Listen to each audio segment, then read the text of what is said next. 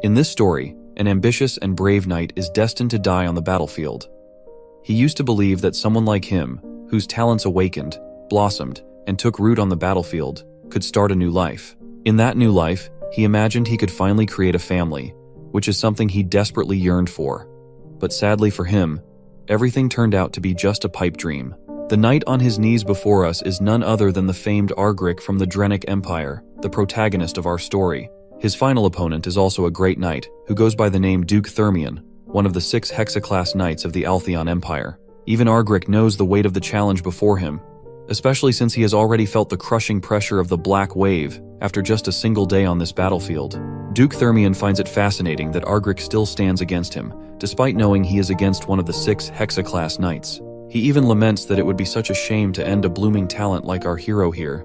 But Argric is far from surrendering. He defiantly swings his sword as he stands back on his feet and makes it abundantly clear that he was born on the battlefield, and this is where he'll die too. The two contestants begin to walk toward each other, and the sheer aura they exude sends the area into chaos. Duke Thermion can't help but point out that, even though Argric is being so brave, there is still a hint of regret lingering in his eyes.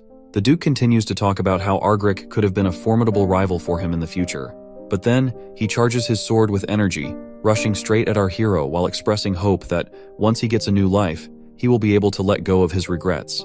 With that, the Duke swings his sword, but before Argric kicks the bucket, he narrates that the war between the Drenic Empire and the Altheon Empire has lasted for many years. His mother was a victim of this war, and he was just a newborn when she died due to the chaos around them, leaving him alone in this tumultuous world as an orphan.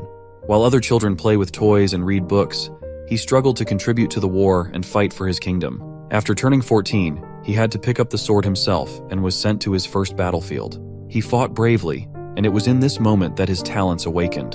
The monocore in his heart amplified his movements and senses to a level he could never have imagined before. He began rising through the ranks among the knights, and surprised everyone by harnessing 3 mana cores and becoming a quad core with 4 cores. His dream of joining the 5 Hexaclass Knights of the Empire was within reach. He finally had the opportunity he had been desperately wanting. He believed that this last war might finally bring him peace from his weary life. So, he fought his final battle valiantly, knowing he was on the brink of achieving everything he had ever dreamed of. That was until Duke Thermion arrived on the scene, and his mere presence sent everyone scattering. Back in the present, that first swing from Duke shatters Argric's sword into bits and pieces, and his dream instantly shattered before his eyes. And the next blow from the Duke pierced his heart, and he reflects how all he wanted to create a family, but he lost.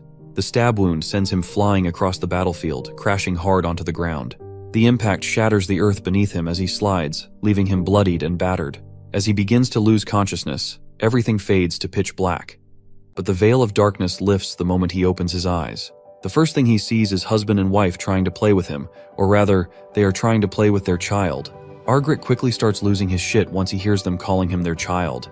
His father quickly hoists him up, and with a broad smile over his face, he addresses him as Dane. He tells him he must become a fantastic spearman and follow in his father's footsteps. His mother, who goes by the name Lily Sogris, quickly yanks him out of his husband's arms, insisting he will become a fantastic assassin. The husband, Arkan Sogris, and his wife both argue about which career their son should pursue, while Argric feels timid and confused by the bickering. They are apparently traveling in the carriage toward their home, and they argue throughout their journey about the same thing. Lily believes that sneaking through the darkness to assassinate targets and slipping away untouched is a much cooler path, while the father insists that the spear is the most beautiful and complete martial art. Well, that's how it goes for our hero. Just when he had thought he was done for in that battlefield, he miraculously ends up reincarnating. The twist in his story is that he finds himself in the Altheon Empire, his enemy, as the youngest son of a certain count. Once the carriage finally hits the brakes as they enter the mansion grounds, his parents come to a middle ground and decide they'll teach him both skills. But Lily still has not given up, and annoyingly states that their son will become an assassin, while Arkan just laughs it off, insisting that Dane will become a spearman. The carriage driver shakes his head, signaling their arrival, and both parents are a bit confused that they're already there. I guess they must have lost track of time while arguing with each other. The husband quickly hops out of the carriage and decides to help his wife down as well. He extends his hand to her, and she feels a bit embarrassed, and asks him what if the members of the castle see them. He chuckles and replies that he's just trying to hold his wife's hand, so why would that even matter? With that, he escorts his beautiful wife out of the carriage, while Argric can't help but feel awkward watching his dad act like such a simp. But eventually, his awkwardness fades as his eyes widen after taking in the grandeur of the castle. Once they finally make their way inside, Lily can't help but notice how happy Dane seems to be back home. I mean, why wouldn't he be happy? With a house like this and parents that wealthy, it might be easier for his talents to spread their wings than he ever thought possible. 2 months pass since that day, and we find Lily chatting with her son, who has started to babble. She's thrilled that he's finally making sounds, while our boy is equally fascinated to experience this babbling firsthand, something he never got to hear before. You see, opportunities to meet young children were scarce during his time wandering on the battlefield. The few kids he did see were often wrapped in bandages, crying because they had nowhere to go.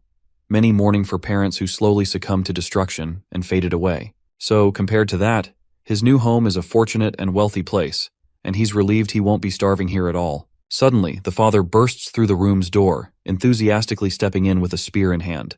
He proudly announces that this is called a spear. It seems that our boy is not at all a fan of his father's enthusiastic side. He is having a hard time believing that this man is his father, who is the strongest Hexa-class spearman in the Empire, known as Archon Sogris. Even though he does not look like a war hero at all, but he was in fact a war hero known as the Blue Whirlwind. His wife gets annoyed and starts pushing him away from the kid, asking how he could enter the child's room with something so sharp. The man begins to lose his cool under her intense gaze and timidly says he just wanted to show it to Dane. But she's giving off a deadly vibe, reminding him that didn't she tell him they wouldn't be teaching their son anything until he reached an appropriate age? Well, it's not surprising that this grown man is trembling in fear under her sharp gaze, because his wife is the best assassin in the Empire. Meanwhile, she argues that if he keeps this up, she's going to teach their son the basics of stealth while he's still young, too. He tries to argue that everyone is doing early education these days. Even one of the famed magic houses, known as House Teleport, puts a staff next to a child the moment they're born. But his wife gets annoyed again and asks if the spear looks like a staff to him now. Meanwhile, our boy reflects and tells us that the reason his parents are putting so much importance on his future is that his 2 older sisters chose careers that have nothing to do with spear fighting or assassination. Noon arrives, and we see his 2 sisters playing around with their younger brother, making his cheeks look all sore. One of his sisters, Arabella, laughs and says he looks even cuter now with stuffed cheeks.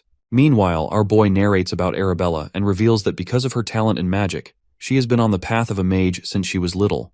By 12, she was already a 3-chain class mage, and since the highest class for a mage is 9 chains, it means she's a genius who has already surpassed the entry level. Arabella then asks his little brother if he wants to learn magic with her later, saying she has gotten bored learning by herself every day and would be happy to teach her little brother a thing or two. While Arabella is full of energy, her sister Claire is totally the opposite. Nervous and composed, she timidly says she can teach him summoning, since it's a handy trick to have in your back pocket. Just like Arabella, Claire is a talented girl who excels in summoning. She successfully made her first summon at the age of 7 and can now handle 2 summons at once. Arabella then playfully tells Claire to touch him, insisting he's just too soft. But Claire seems wary about touching him, unsure if she should. Meanwhile, Dane is acting all cute and chummy, and reflects how he initially thought Claire didn't like him. Now he realizes it's more like she's feeling jealous because he's the youngest in the family now, stealing all the attention. Eventually, Claire extends her hand and gently touches his nose. She gets ecstatic and exclaims about how soft he really is. She touches him again and promises to teach him everything once he grows up. Dane can't help but find it a bit overwhelming how everyone wants to drill their own specialties into him. His father is a Hexa-class spearman. His mother is a talented assassin, though a retired one. And his eldest sister is a genius mage.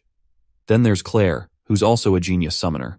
The house of Count Sogres is the perfect noble family, the ideal family he always imagined. He wonders if there's even a point to seeking revenge in this new life. Sure, his death was regrettable, but that place was a battlefield. It's almost funny to think about taking revenge on someone who beat him fair and square. The entire family gathers in the hall, arguing among themselves and trying to convince each other how their specialties would suit Dane better.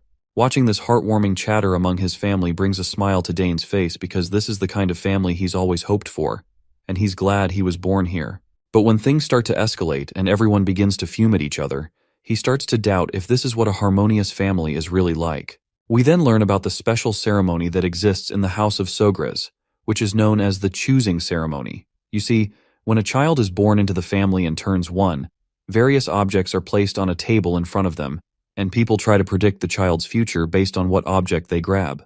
Since a year has flown by, today is young Master Dane's turn, as he has already turned 1 year old, and he will choose his class. The gathered guests chat among themselves, noting how the young ladies became a mage and a summoner, and they wonder what young Master Dane will choose. They decide to make their way to the ceremony hall to find out what Dane will choose. Once the guests gather in the grand hall, we see that Dane is sitting near 4 different items, each belonging to a different class. As the crowd gathers around the table where Dane is sitting, his mother tells him he just needs to choose the one he likes. However, Dane doesn't look quite sure about what he should pick. He glances at his father, who is eagerly waiting for him to pick the spear. His father is smirking while thinking that little Dane will probably be drawn to the dragontail spear. Apparently this spearhead is made from rare ducran, and when mana is imbued in it, it becomes as sharp and heavy as the mana the user puts into it. On the other hand, his mother feels happy and proud while thinking that Dane is too handsome to become an assassin. Still, she's sure he'll end up choosing the dagger. This dagger isn't just any simple knife. It's called Nighthorn, and is made from ethereal ore, which can hold all the world's elements and store multiple different poisons. Just like their parents, Dane's sister is confident that he will become a great mage, and that he'll choose the pouch to keep the mage's legacy alive. This bag is also a special subspace pouch, an object that can only be used by mages or those with magical talent. On the other hand, Claire, with her usual timid expression, wonders if Dane can summon. The item before him is actually a summon sign, which is a summoner's tool. Summoners use this sign to receive a code based on their talent, allowing them to call upon their summons. But Dane is feeling quite confused and unsure about what to do, because he can literally hear the thoughts of his family members. Eventually, he lets out a sigh and makes his final decision. He starts crawling toward the items, and the crowd's excitement rises with anticipation. As he picks up speed, his parents and siblings are absolutely overjoyed to see him moving, cheering him on in their own ways. His father tells him to choose something sturdy, while his mother encourages him to pick something short and sharp. As he gets closer, a yellow light begins to shimmer from all the items laid out on the table. Dane has no idea what's happening, and his family is just as clueless. On the other hand, the crowd smiles and gets excited as well as shocked when they realize that all of the 4 items just reacted, which is something unheard of. They can't help but admit that the young master seems like a generational genius after all. Meanwhile, Dane is just as bewildered by the situation. He recalls how he was a talented soldier in the battlefield, but in this life, he feels like he's on a whole other level. Little Arabella curiously asks her father what they should do since this has never happened before. But both their father and mother look just as lost, realizing that this means they need to teach him all 4 elements. Of course, this shocks the other 2 ladies, while Dane just smiles heartily in response. Time passes, and we find ourselves in the training hall, where we can hear weapons clashing. It turns out to be none other than Dane and his father. By the looks of it, our boy has grown a lot since we last saw him, which was only about 30 seconds ago, if I'm not mistaken.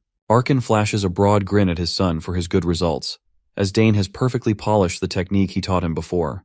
The boy thanks his father, and we learn that Dane has now turned 7. As they share a fun laugh, a man suddenly appears on the scene. Dane looks at him curiously, and we see that the man is presenting a spear. Seems like Arkin was clearly expecting the spear to arrive, and he promptly grabs it and offers it to Dane, telling him that this is his birthday gift. He explains that he was originally going to give it to him during the birthday banquet, but he wanted to give it to him before his mom's gift. Arkin further explains that he has been preparing this spear for 2 years, and that it was specially commissioned from a renowned craftsman in the capital. He then wishes him an early happy 7th birthday, and our boy eagerly drops his old stick and grabs the spear from his father, saying he'll use it because it's just so cool. He's really digging how the black handle and silver spearhead look together, and on top of that, it's surprisingly light. His father asks if he likes it, and he responds that he loves it.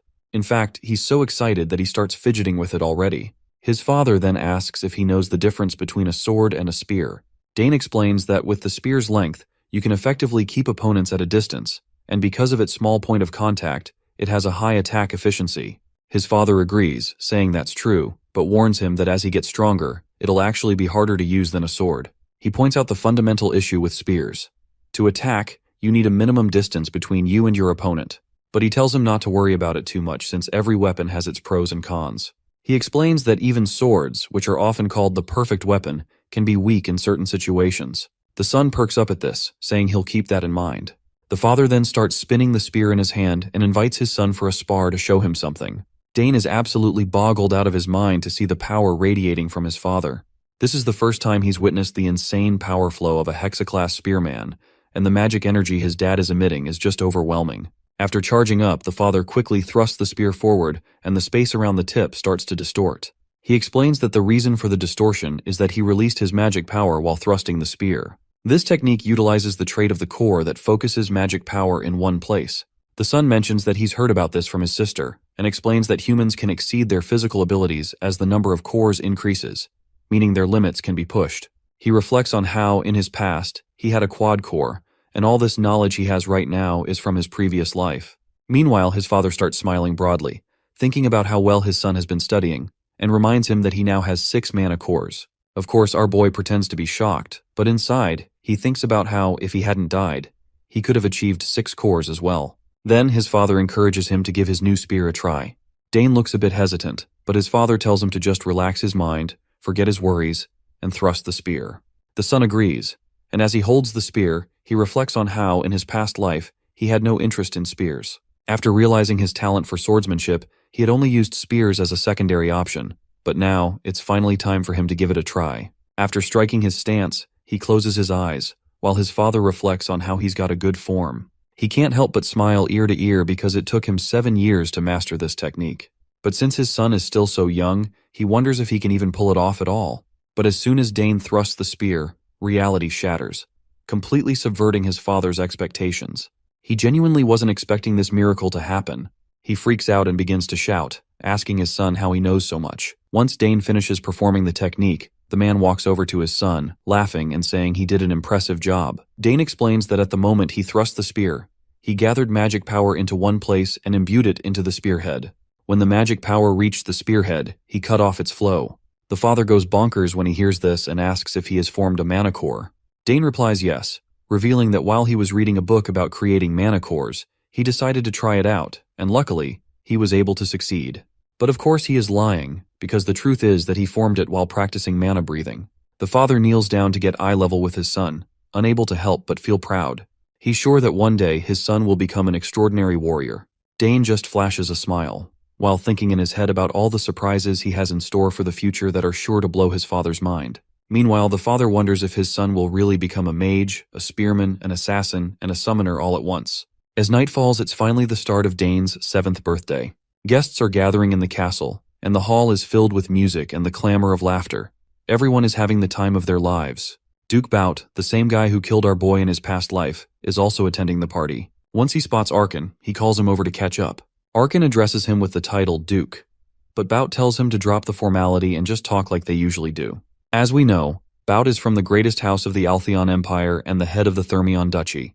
Arkan quickly dashes toward his friend and whispers that many people are watching them, so he needs to keep up the act of formality.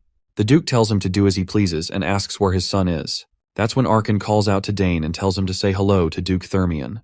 As soon as he hears the mention of Duke Thermion, Dane's mind flashes back into the past where he had the last encounter with this man. Once our boy finally appears before the Duke, he introduces himself as Dane Sugres and bows his head, saying it's an honor to meet him. The Duke laughs, impressed by the kid's manners, and asks his father if Dane is also learning to use a spear, to which Arkan replies that he is. At that moment, a little lady approaches Duke Bout from behind, and when Dane's eyes land on her, he is startled for a moment. The girl greets Count Sogres promptly, bowing her head to show her proper manners. She introduces herself as Layla Thermion, the youngest daughter of the Thermion Duchy. After this acquaintance, the celebration continued onward. The guests enjoyed the music and the beautiful evening. But this could not be said for Arkan Sogres and Bout Thermion, all because Baroness Thermion was still ill. And despite Bout's best efforts to find a cure or method to cure her, nothing worked. Arkan hoped that this was all just a temporary ordeal and his friend's wife would get better soon. But still, Bout warned him that if he suddenly disappeared, it would mean that his wife felt worse, and he used a teleportation scroll to return to the capital. Anyway, today is a party for Dane, who had just disappeared somewhere. To Bout, he seemed quite the witty child, and he wanted to talk to him a little more. Arkan didn't know where his son was either, and noticed that Miss Layla had disappeared with him. Finding them turned out to be quite easy. The two went for a walk together. They probably didn't like this boring party like dozens of others. But what the two were talking about was a mystery to their parents. In private, Layla was very talkative, and to be honest, she didn't like to follow her father to all these noble parties. But this time she was glad she had come. Layla had heard a lot about how handsome Dane was, but now he looked even better in the moonlight, and she liked this place. Dane was glad to hear that she liked it here. Unlike the capital, the Sogres family's territory was a nice and quiet place. That's why Layla envied him. At her house, there's always something going on. Nobles come every day with business and offers to her father. Sometimes even the imperial family shows up. And the most annoying thing is that every time someone comes, she has to dress in formal dress and go out to greet them. That's exactly what she just hates. Instead of all that, she'd like to wear something practical and simple and practice with her sword all day. Dane was surprised that such a small and seemingly harmless girl was practicing with a sword and not magic. He himself loved his quiet territory. It wasn't as lively as the capital, and it gives him a lot of free time to practice with his spear, which he just loves. Layla was surprised at first that he was using a spear, but then she remembered his father's nickname and everything fell into place. She had heard many times from her father how incredible Blue Whirlwind was. And since Dane is practicing so hard with the spear, it means he wants to join the academy too. However, that wasn't why Dane was practicing with the spear. Layla was surprised by this answer. For her to practice hard to join the academy was an obvious choice. She had heard that just getting in was incredibly difficult. Well, Dane didn't really doubt that he would get in, and he was only practicing because he wanted to be even better after he entered the academy. Layla couldn't believe his confidence, so she asked him what he would do if he failed to get in. Well, even in that case, our hero was not going to get upset and give up. Instead, he would just try again. And if even with the second attempt will not work, he will take it as an answer that this is not his way. Layla just couldn't believe such a casual attitude towards the future. So she asked him if he was afraid of upsetting his family and home. And of course, our hero was not concerned. Compared to the trials of his past life, it was nothing. Layla, on the other hand, had only to envy him. Her home considers failure to be unacceptable. Although Dane had lived surrounded by nobles for 7 years, he was still surprised at how petty nobles were for worrying about such stuff. As for Layla, he had no doubt that she would succeed. When she heard the encouraging words, she just lit up and gladly offered Dane to look at her swordsmanship skills. Our hero was a little surprised by such eagerness, but it was impossible to stop her when the opportunity to practice with a sword appeared on the horizon. Layla immediately asked where the training ground was, and Dane had to accompany her, hoping that nothing would happen there. On the training ground, Layla did not hold back and made move after move like an experienced swordsman. To a beginner's eye, her movements might have seemed perfect, but our hero was far from a beginner. Watching her movements, he had to admit that her transition from attack to defense and back flowed very smoothly, and the timings of her attacks were excellent. But there was one point. After a while, her movements stopped hitting the beat and lost their flow. Out of breath after the exercise, a satisfied Layla asked him what he thought of her movements. At first, Dane was not very honest and said that she acted fantastically and that he enjoyed watching her. Layla was quite pleased with this praise, but Dane decided to be honest with her. He noticed that she still had room to improve. For example, after the third form, Layla was taking a half step more than necessary. And then it happened again with subsequent forms. These repeated extra half steps then made the later sword forms feel slightly out of alignment. Such criticism left Layla speechless. It seemed like she was about to cry, and Dane was beginning to think that such criticism was too blatant for her. He even started to apologize for upsetting her, and even said that maybe he was wrong because he had seen the swordsman wielding the sword a long time ago. But he was worried for nothing. Layla quickly gained control of herself and gripped the sword tighter. Now she realized her mistake. Now she started repeating the training moves again, and this time they were perfect. Dane's advice was exactly the puzzle she was missing for perfection. Her joy and gratitude was unbounded. She even hugged Dane. Our hero tried to resist, but it didn't work so well. Layla was simply fascinated by how much he knew about swordsmanship. In an instant, he noticed what she had been doing wrong all this time, and what her teachers hadn't told her. She promised she would remember his help. Eventually, she let Dane go, nearly suffocating him in her arms. But then she almost chopped him with her sword. That little lady really needs a lesson in neatness. Dane was caught off guard by such a sudden hug, but you couldn't say he didn't like it. Of course, their moment of privacy was soon interrupted by the shouts of servants looking everywhere for them. They had rested enough from the banquet and were not going to hide, so they hurried back. So they wouldn't be found on the training ground. When they returned, Dane was the center of attention as his parents officially congratulated him on his birthday and the discovery of his first mana core. And of course, they gave him a present. It was a brooch with the family crest, similar to the ones his older sisters had. His mother advised him to treasure the gift, for this brooch would now serve as a proof of his status and honor. After his parents, all the guests joined in the congratulations. Dane had now officially and truly earned the name Sogres, and no one present doubted that he would grow up to be a fine man like his father. Dane's parents were very happy, and so was little Dane himself, for it was the first time in his 2 lives that he had received such warm congratulations from so many people. Suddenly, the whole room shook. The guests started screaming and panicking, thinking it was either an earthquake or an enemy invasion. Dane also began to worry, but his father quickly reassured him that there was nothing to be frightened of. Sogres knew very well what was going on.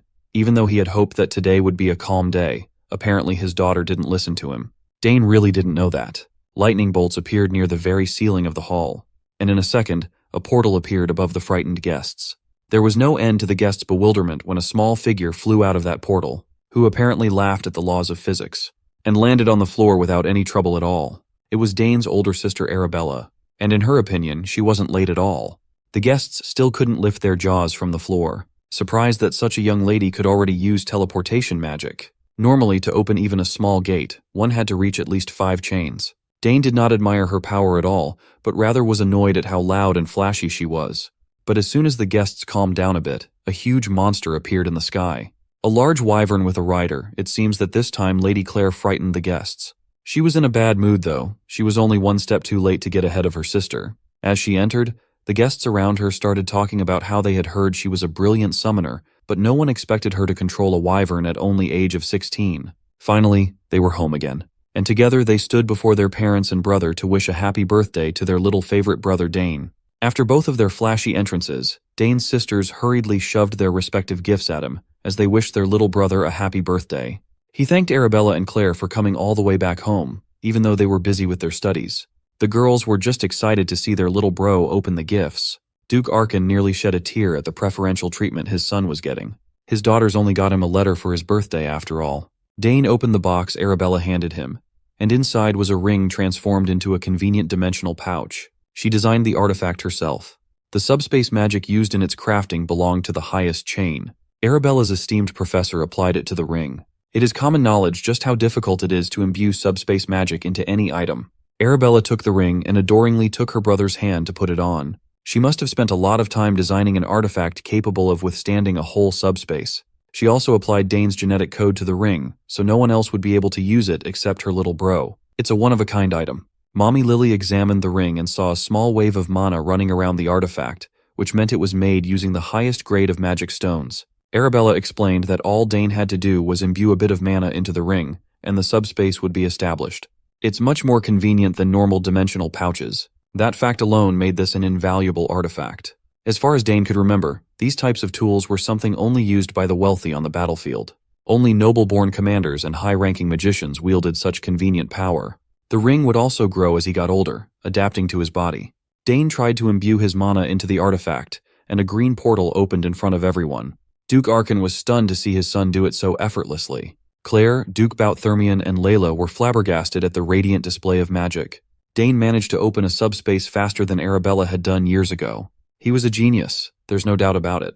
It would be a groundbreaking feat if he managed to cultivate both a mana core and a mage's circle at the same time. After the display of magic, Claire came up to her little bro and handed him her gift. Dane slowly opened the present while sincerely thanking his big sis. Inside the wooden box was a peculiar-looking egg laid on top of a soft cloth. Confused, he grabbed the egg and asked what it was. Claire panicked and warned him to be careful with it, as it was not an ordinary egg. Everyone in the family was also curious as to what this odd gift was, but Claire only revealed what it was to Dane. She whispered that it was a familiar. She got it by accident while she was trying to summon Decaron. Claire herself doesn't know what will hatch from it, but everyone in the world knows how precious a familiar could be. Dane tried to picture what this odd egg would give him. He had heard about familiars before. Unlike summons, they are an entirely different entity. A familiar summoned once can permanently remain in the real world.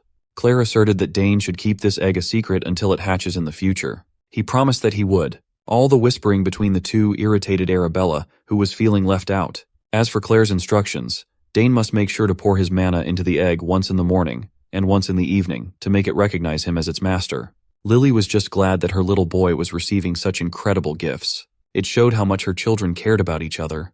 With the gift-giving done, Duke Arkin cleared his throat and reminded his daughters to at least say hello to their parents, seeing as they crashed the party after saying they might not be able to make it. Realizing that they hadn't said a word to their parents since arrival, the girls awkwardly greeted their father. Duke Arkin was a big softy when it came to his children, so he didn't really mind. He was just glad to see his girls again. Since they went off to pursue their professions, the girls rarely came home anymore, so Duke Arkin was glad to see them looking healthy. Layla watched the Sogre's family being so lovingly loud and jovial with one another from afar. The little girl could not help but compare her own home situation to theirs. Dane noticed her staring at them and turned his head. He noticed the dip in her mood as she silently walked away. He wondered why she looked so lonely and sad in the middle of a lively crowd of nobles. The banquet wrapped up, and the next day came. Duke Bout-Thermion stayed the night and was now walking through Sogre's territory. He could not help but think about how incredibly talented Arabella Sogres was. As expected of the best mage at the academy, her talent in the magical arts was unparalleled.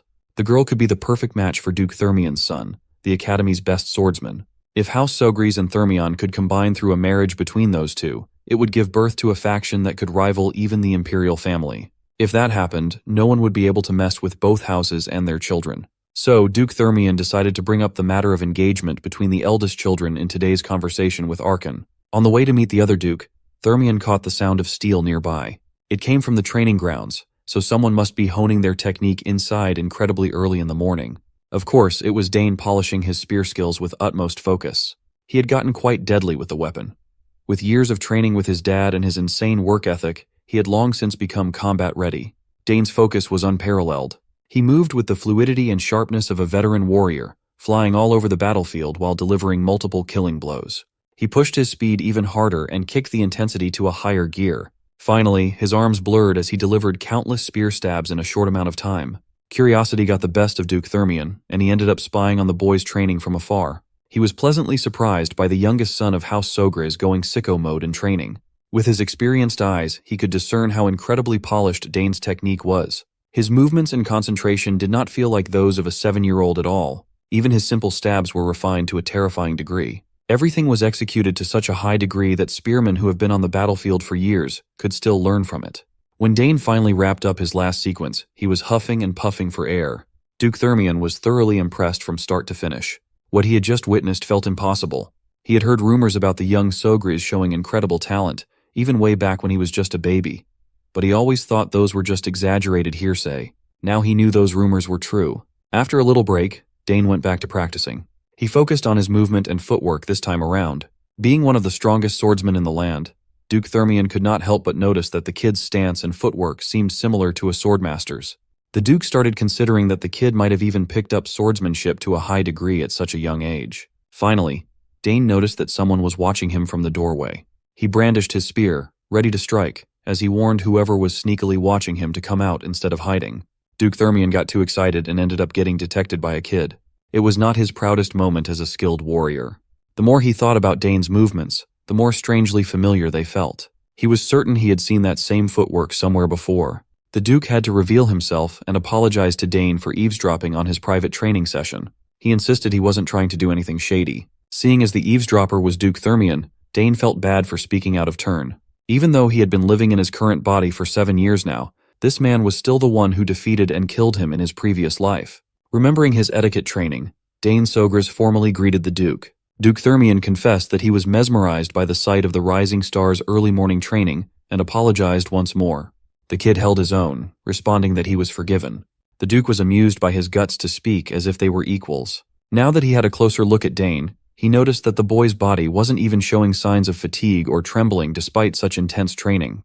When he was his age, he hadn't even made a manicore. The Duke pointed out Dane's excellent stabbing attack, observing that the boy had inherited Archon's talent with the spear. The spear itself was also crafted really well. Dane formally thanked the Duke for recognizing his technique, and the old man smirked. Not only was this kid a lethal soldier, but he also knew what to say at any given moment. In comparison, his own son did not have such excellent skills and manners when he was 7. This little detour made Duke Thermion consider arranging a marriage between Layla and Dane as well. So he slyly interjected that his daughter had also been training her swordsmanship. He suggested that since they were of similar age, they should look out for each other once they entered the academy in the future. Dane continued responding politely. The Duke liked the young man's forthrightness. Finally, Duke Thermion excused himself so as not to bother Dane's training any more than he already had. But before leaving the training hall, he still had one more curious question he wanted answered. He wanted to know if the kid had ever trained in swordsmanship too. Dane made a mistake in front of the Duke. His old habits must have come out without realizing it. Given Duke Thermion's discerning eyes, it's not surprising that he recognized the minuscule habits in one look. Dane answered that he had just read some textbooks on basic swordsmanship, but had never formally trained in it. The Duke still found it strange that he sensed something akin to raw battlefield sense in the kid. But common sense dictates that an inexperienced child couldn't have that killer instinct. At last, the Duke finally got off his back and bade farewell, and Dane sent him off. Duke Thermion also extended an invitation for him to visit if he happened to come to the capital in the future. The swordsman had become personally interested in Dane's talents. Dane wondered if the man still remembered him. Just thinking about defeating someone who ended his life before was already getting his blood pumping. If he laid a solid foundation and prepared step by step, He was certain he could surpass the Duke.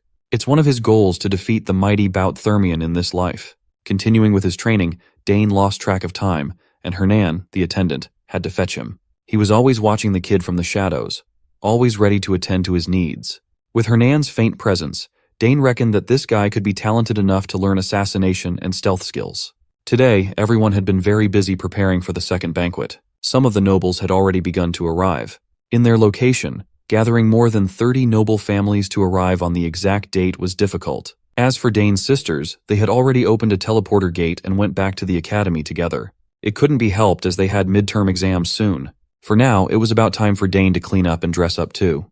He made a mental note to take a closer look at the gifts his sisters gave him last night. After his intense training, Dane was tended to and dressed up. He entered the family hall with his mom and dad and mingled with various nobles. Dane had to put his etiquette training into practice the whole night as he schmoozed with high society. He was paraded around as the birthday boy. Everyone's attention was fixed on him. Finally, he managed to get out of the banquet hall and breathe. The life of a noble was a tiring one. His schedule was more packed than usual as the birthday boy, but at least he could always find solace resting in their beautiful garden. Mr. Gardner had worked hard to cultivate this special place beautifully, the kind of beauty that gives peace. Dane looked at the flowers in full bloom, exploding with their unique colors as butterflies danced around. He remembered his oldest sister lecturing him about how flowers contain the most mana in nature. Since he had a little bit of time to kill, he might as well try and analyze the mana in these flowers. Dane closed his eyes and concentrated on the natural flow of magic in the air. Without opening his eyes, he began grasping the concept his sister explained to him. He started sensing the mana in the flowers. He had been training in multiple fields all at once but had not seen any noticeable development in mage magic and summoning magic. He was having a hard time picking and choosing what fields to devote his time to. Having too many talents could be troublesome at times like this. Bro was literally suffering from success. After spending a few minutes immersed in the natural mana in the garden, he finally saw the mana in the flowers. He could not believe that such a small thing could contain such a massive, rushing mana flow. If one can feel the flow of nature and somehow make it their own, the principle could settle into the body to form a magic circle. That's precisely what is happening now. It helped a lot that his body's mana affinity had always been tremendous. He could clearly see something others could only faintly feel with their sixth sense. Just one trip to the garden had improved his perception of mana by a ton. What he could only faintly see before had become clearer. He was so close to grasping the inner workings of magic when he felt something shatter. Meanwhile, two noble kids had also found their way into the garden, bored by the chit-chat of the grown-ups in the banquet hall.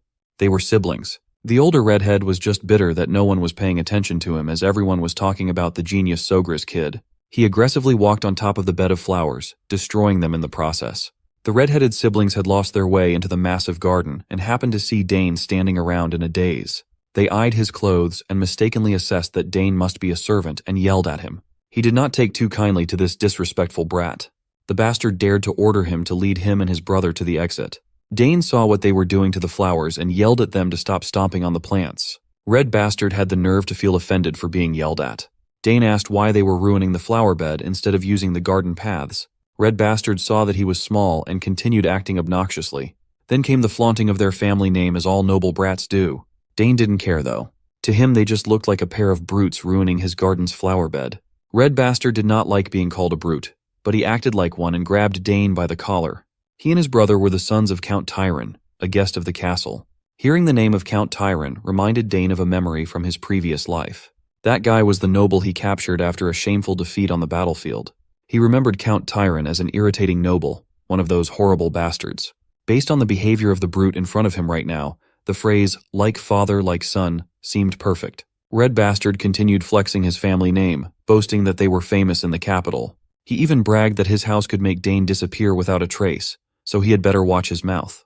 Dane knew plenty of dumbasses like this kid from before. He knew that words wouldn't get through Red Bastard's thick skull filled with air. The boy raised his fist, swinging at Dane while still thinking he was just roughing up a mere servant. Dane wasn't going to let that happen though. He responded by bashing his head against Red Bastard's nose as hard as he could. It was a critical hit that nearly crushed the Red Bastard's snorter. The little brother worriedly called his big bro. He checked on Red Bastard, who slumped on the ground after being hit hard. Wiping his nose, he saw blood and started freaking out as though he had never bled before. When he saw the red in his hand, Red Bastard's blood boiled, and he threatened to kill Dane. Finding the threat amusing, our boy stood on business and dared the brat to go ahead and try.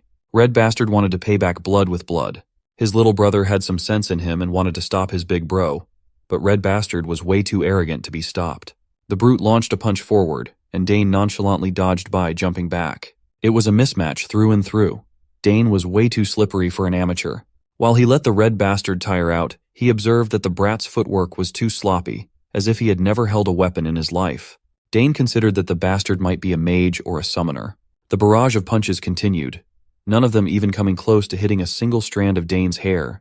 Red Bastard's nose continued to bleed as his patience ran thin. Dane continued playing with his enemy using his superior footwork, and an idea came to his mind.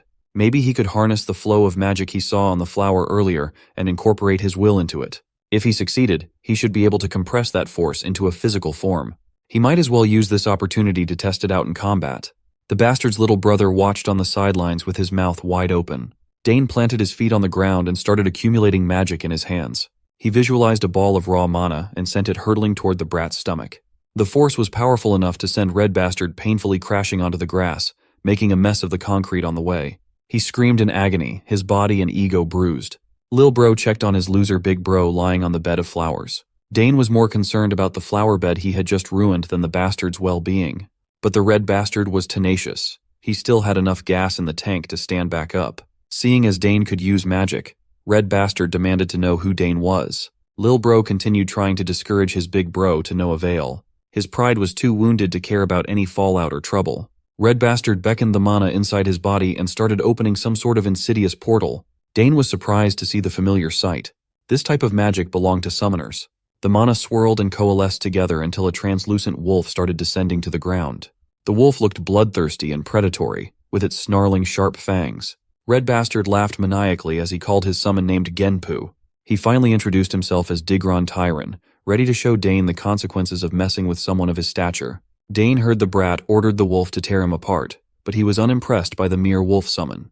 It certainly felt lacking, as he had gotten used to seeing his sister Claire summoning fearsome beasts like her wyvern. Digron stood far away as Genpu lunged at the unmoving Dane. He just looked at the wolf in the eye and did not budge. Genpu must have sensed that he would suffer a horrible fate if he dared to go through with the attack. So, the wolf turned its tail and did a 180 spin. Its aura visibly changed as though the aggression against Dane had totally dissipated. The Tyran brothers were dumbfounded. Digron's pride, his summon, had seemingly turned against him. Right now, the big puppy was behaving as though he was subservient to Dane.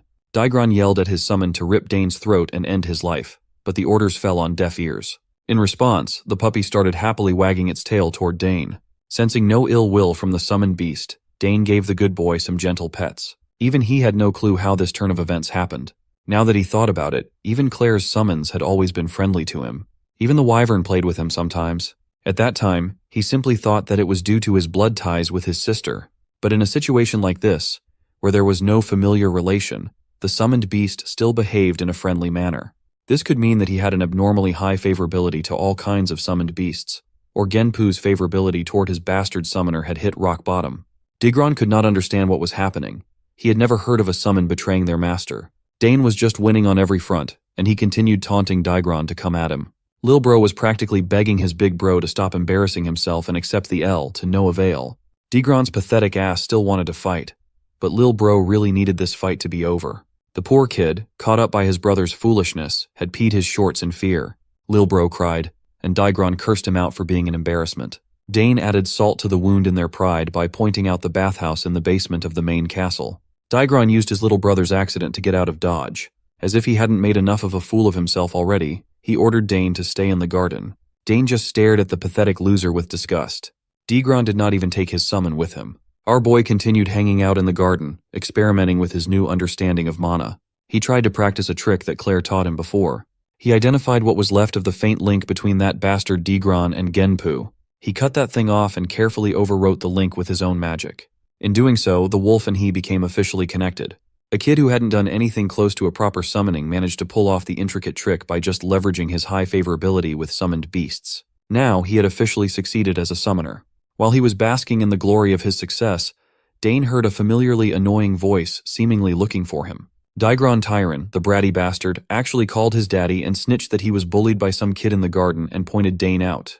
The coward plugged his nose holes to stop the bleeding while bitching to his dad about being knocked around by Dane and canceling the link with his summon. Big boy Mogard Tyron stepped forward and introduced himself as the head of the Tyron Count family, one of the capital's great nobles, with gusto. He asked if Dane really messed up his son's face and forcefully stole his summon. Our boy was not one to back out in front of a pig, so he stood on business and owned what he did. He noticed that Mogard Tyron looked a lot fatter now than when he captured the pig as a prisoner. Peace times must be treating him really well, even though he was a disgrace on the battlefield. Mogard continued posturing as he asserted that he could not let this matter come to pass. Messing with his kids was something he could not overlook. The pig continued with his barrage of demanding questions and finally asked the kid to reveal his identity. Our boy held his head high and formally introduced himself as Dane Sogres, the youngest son of Arkan Sogres, the Lord of the South, and the head of the Sogres Count family. Boy gave them that Game of Thrones intro. This introduction stunned the trashy father and son duo. They had unknowingly offended the fucking birthday boy. They didn't know that they were messing with the famed rising star of the South. The Duke is quite bewildered by this unexpected encounter with the youngest son of House of Sogres.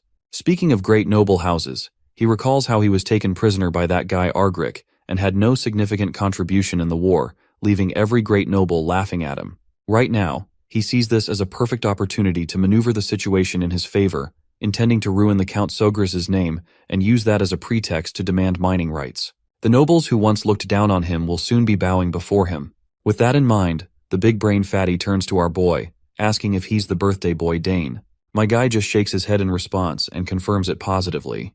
The fatty is barely holding on to his frustration, because he definitely did not come here to celebrate the birthday of some brat. He then points at his shitty son, Digron, and asks Dane how he plans to repay the humiliation he caused his son.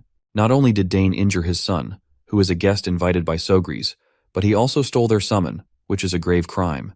The shitty son also agrees with his equally shitty father, telling Dane that this is his last day. The fatty then also threatens our boy, stating that he's going to speak with Count Sogres personally and hold him accountable for his actions. Dane just acknowledges what the fatty is saying and further states that before heading toward his father, he wants his son to apologize first. Of course, the chubster starts fuming out of his mind, asking what the hell he's talking about, while his son grits his teeth in anger as well. But Dane makes it clear that while it's true he hit his son and hurt him, it was all in self-defense against a threat to his life. Plus, he emphasizes that he didn't steal their summon. Genpu chose to follow him. The trash son quickly pipes up, claiming that there's no way Genpu would do that, and tells his father that Dane is lying. That's when the father takes a moment to reflect. He recalls hearing that the second daughter of House Sogres is a genius summoner, so he's sure there's a good chance that girl taught Dane how to forcibly cut off a link between familiar and master. The chubster keeps going back and forth with our boy, while Dane can't help but feel like this is such a drag. Eventually, Mogard decides to simmer down, because after yapping for so long, his jaw is literally hurting. He tells Dane that he won't scold him any longer, and decides they should go see what Count Sogres has to say about the situation. With the speak of the devil, the Count himself arrives on the scene, accompanied by Duke Thermion. Of course, both the trash son and his father are absolutely boggled to see Count Sogres. And what's even more mind-boggling for them is that Duke Thermion is here too. As night descends, we see the red-headed boy giving his testimony to the Count about how he just got lost in the garden with his little brother, which is why he asked Dane to guide them. He continues yapping and making up stories, while Dane stands behind him nonchalantly, thinking how his father is actually listening to this guy yap. I guess that's not surprising to him, given how Count Sogres cares deeply about his family and its reputation. He's not the type to be biased toward any one side. Even in conflicts with outsiders, he can tell right from wrong. After finishing his story, the red-headed boy wraps up by stating that all of a sudden, Dane headbutted him and kept using this weird technique to mock him. He claims that to scare Dane off, he called out to his summon, but Dane just stole his summon from him and tried to attack back.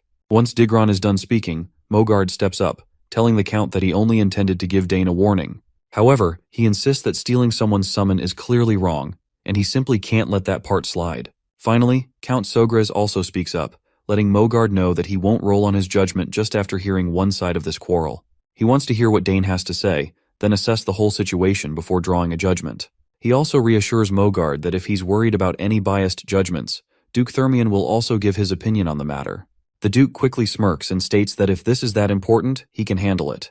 Mogard feels frustrated as his face sweats profusely. He knows he's about to get screwed. Getting Thermion involved is only going to complicate things further, and he's not feeling good about it.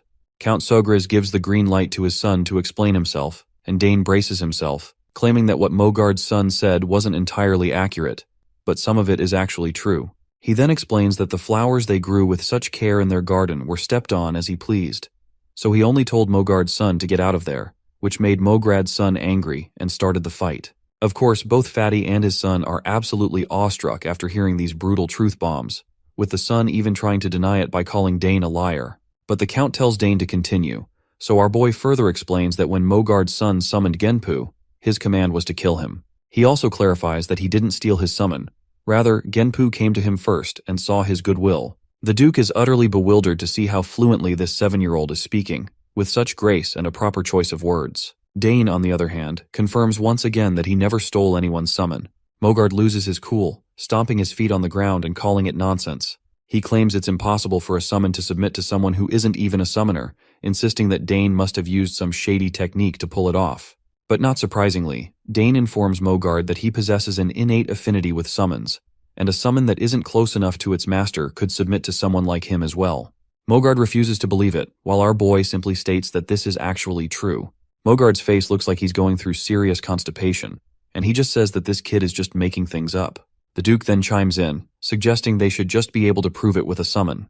Count Sogres turns to his son, asking if he can prove it, to which Dane agrees. Meanwhile, Mogard shoots a death glare at his son for putting him in this hot mess, while the bratty son feels sure he's about to get screwed by his father, as he has no idea what he'll do if he fails to summon Genpu. Once the bratty son tries to summon Genpu, he utterly fails, prompting his father to yell at him, just as expected.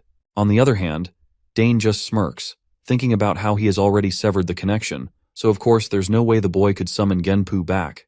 Dane then decides to demonstrate himself by summoning Genpu, but adds that in order to do that, he needs a sign that Mogard's son possesses. The bratty son gets angry, questioning the audacity of Dane demanding his sign.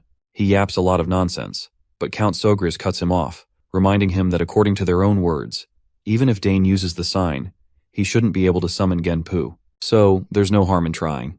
Mogard sweats as he has no option other than to give the sign, so he reluctantly tells his bratty son, Digron, to hand it over.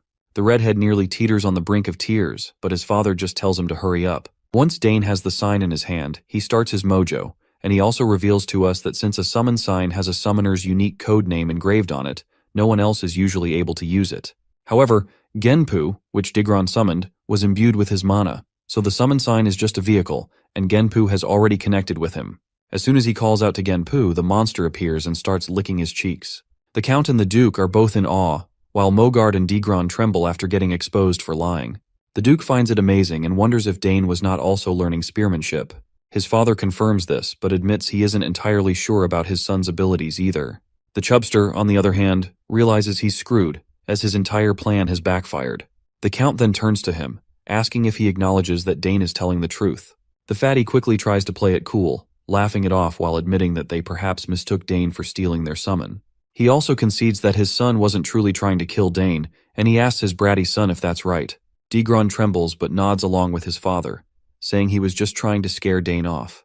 But our boy is furious to see these bastards trying to weasel out of accountability so easily. Before the two seniors can roll their final verdict on the matter, a lady strolls into the scene, startling everyone present, especially Dane, who is wide-eyed to see Layla. As soon as she saunters into the scene, she claims that what Digron is saying is not true. Her father quickly asks what brings her here, and she responds that she happened to hear his voice while taking a walk. Before continuing the conversation, she promptly greets the fatty and Count Sogres. The fatty stutters in surprise as he tries to reciprocate with her gesture, clearly taken aback by the unexpected encounter with the Duke's daughter. Count Sogres then quickly gets to the point and asks her about her claim that Digron was lying. She confidently confirms this, saying she indeed overheard their conversation earlier during her stroll. Digron starts to lose his cool at the thought of her having heard everything, because that is definitely not good news for him.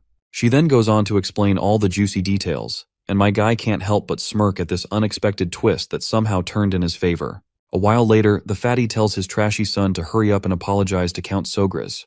The son quickly mumbles, saying he was wrong, but the Count tells him to apologize to Dane instead, not him. The Chubster quickly shoves his son towards Dane, telling him to apologize quickly. The bratty son looks uncomfortable and hesitates before stuttering out a weak, half-hearted sorry. Dane, however, is far from satisfied. He can tell the apology is insincere, just some obligatory gesture because his lie got caught after a third-party witness stepped in. Dane doesn't really want to accept this lame apology, but thinking back to his past experiences, he decides to be the bigger person. Instead of being stubborn, he decides shows some generosity. With that in mind, Dane accepts the bratty son's apology, and the kid lights up with happiness, eagerly thanking our boy for letting him slide. Meanwhile, the fatty father also lets out a sigh of relief, realizing how close he was to losing everything. On the other hand, the Duke, who might just be Dane's future father-in-law, can't help but to think how he already knew Dane was a special kid. After all, he could have easily been stubborn about the whole thing, considering the opposing party was clearly in the wrong from the start. Finally, the Count makes it clear that since Dane accepted the apology, there won't be any further arguing about the incident. However, he emphasizes that he had no intention of letting this slide, especially since Daigron attacked Dane in order to kill him. The fatty father starts sweating bullets after seeing the Count so fired up about the situation. As he tries to speak up, the Count tells him to shut his yap and orders him to take his family and leave the castle immediately. The news shakes the fatty's world to its core. If he's thrown out now, his reputation will be shattered, and he's desperate to remain in the castle no matter what it takes. He desperately grabs the Count's hand and starts begging for forgiveness, claiming he'll do anything Sogris asks of him, but he just wants him to forgive him this one time. But the Count quickly yanks his hand away, making it clear he has no need for the fatty. He tells him that soldiers will be arriving shortly to officially escort him out. With that, he starts storming out of the scene with his son, leaving the fatty behind, who is desperately begging for forgiveness. Sogris also tells Duke Thermion it's time to go, and Duke promptly calls for his little girl as they start walking away. As they stroll off, Dane turns his head back to look at them, feeling satisfied that they're getting what they deserve. After all, they started this whole mess, so it's only fair they reap what they sow. Anyway, he learned something important today, which is that his father can be quite scary when he's in angry mode. Duke Thermion then asks him if it's true that he defeated that bratty son of Mogard with a mana bullet, and Dane quickly confirms it. The Duke then can't help but point out how talented Dane is, not just in spear fighting but also in summoning and magic. It's truly outstanding, and he's sure that history has never seen such talent before. The proud father flashes a grin, saying he's also proud to have such an exceptional son. Meanwhile, Dane is just soaking up all the praise while Layla is freaking out, struggling to believe what she's hearing. Duke Thermion then points out that while talent is one thing, Dane is also incredibly calm.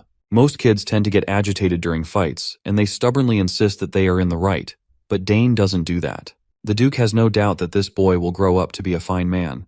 The father quickly gives Dane a gentle pat on the head, saying it's too early to tell for sure. They'll have to wait until he's all grown up to see how things turn out. He also points out that it's all thanks to Layla that the incident was resolved peacefully. Without her testimony, things could have turned really ugly. Once Duke Thermion hears this, he's quite surprised that Sogris have such a positive view of Layla. He does not let this opportunity go to waste and tries to downplay her role in the incident, suggesting that if the Count acknowledges her so much, maybe they should start discussing their marriage. Of course, Sogris is startled to hear this, and he can see how eager the Duke is to marry his daughter. To dodge the bullet, he quickly shifts the conversation, noting that the sun is already setting and it's almost time for the banquet. With that, he bolts out of the scene, telling them that he will meet them in the hall. Thermion then also tells his daughter to take her time heading back with Dane. He quickly starts running after the Count, mentioning he wants to have a little chat with him, leaving the two kids behind. As they walk, Layla turns to our boy and asks why the summoned ignored its summoner and obeyed him instead. She claims she's seen famous summoners duel many times in the capital but has never witnessed anything like this. Dane shrugs and admits he's not sure either. It just kind of happened. Of course, Layla pouts annoyingly to see that Dane is intentionally hiding the truth, even though she's the one who helped him get out of that mess. But my guy remains nonchalant and reminds her that he also helped her, bringing up the time when he assisted her with her swordsmanship. Layla thinks back to that moment and reluctantly agrees that he's right. Finally, Dane decides that since they've helped each other once, they can do it again. He tells her she's free to ask him anything. Right away, the girl perks up in excitement as she exclaims that she wants to learn it right now. Dane is startled by her impatience and wonders what could be so urgent to learn. He asks her what she wants to learn, and she quickly tells him to teach her how to use a mana bullet.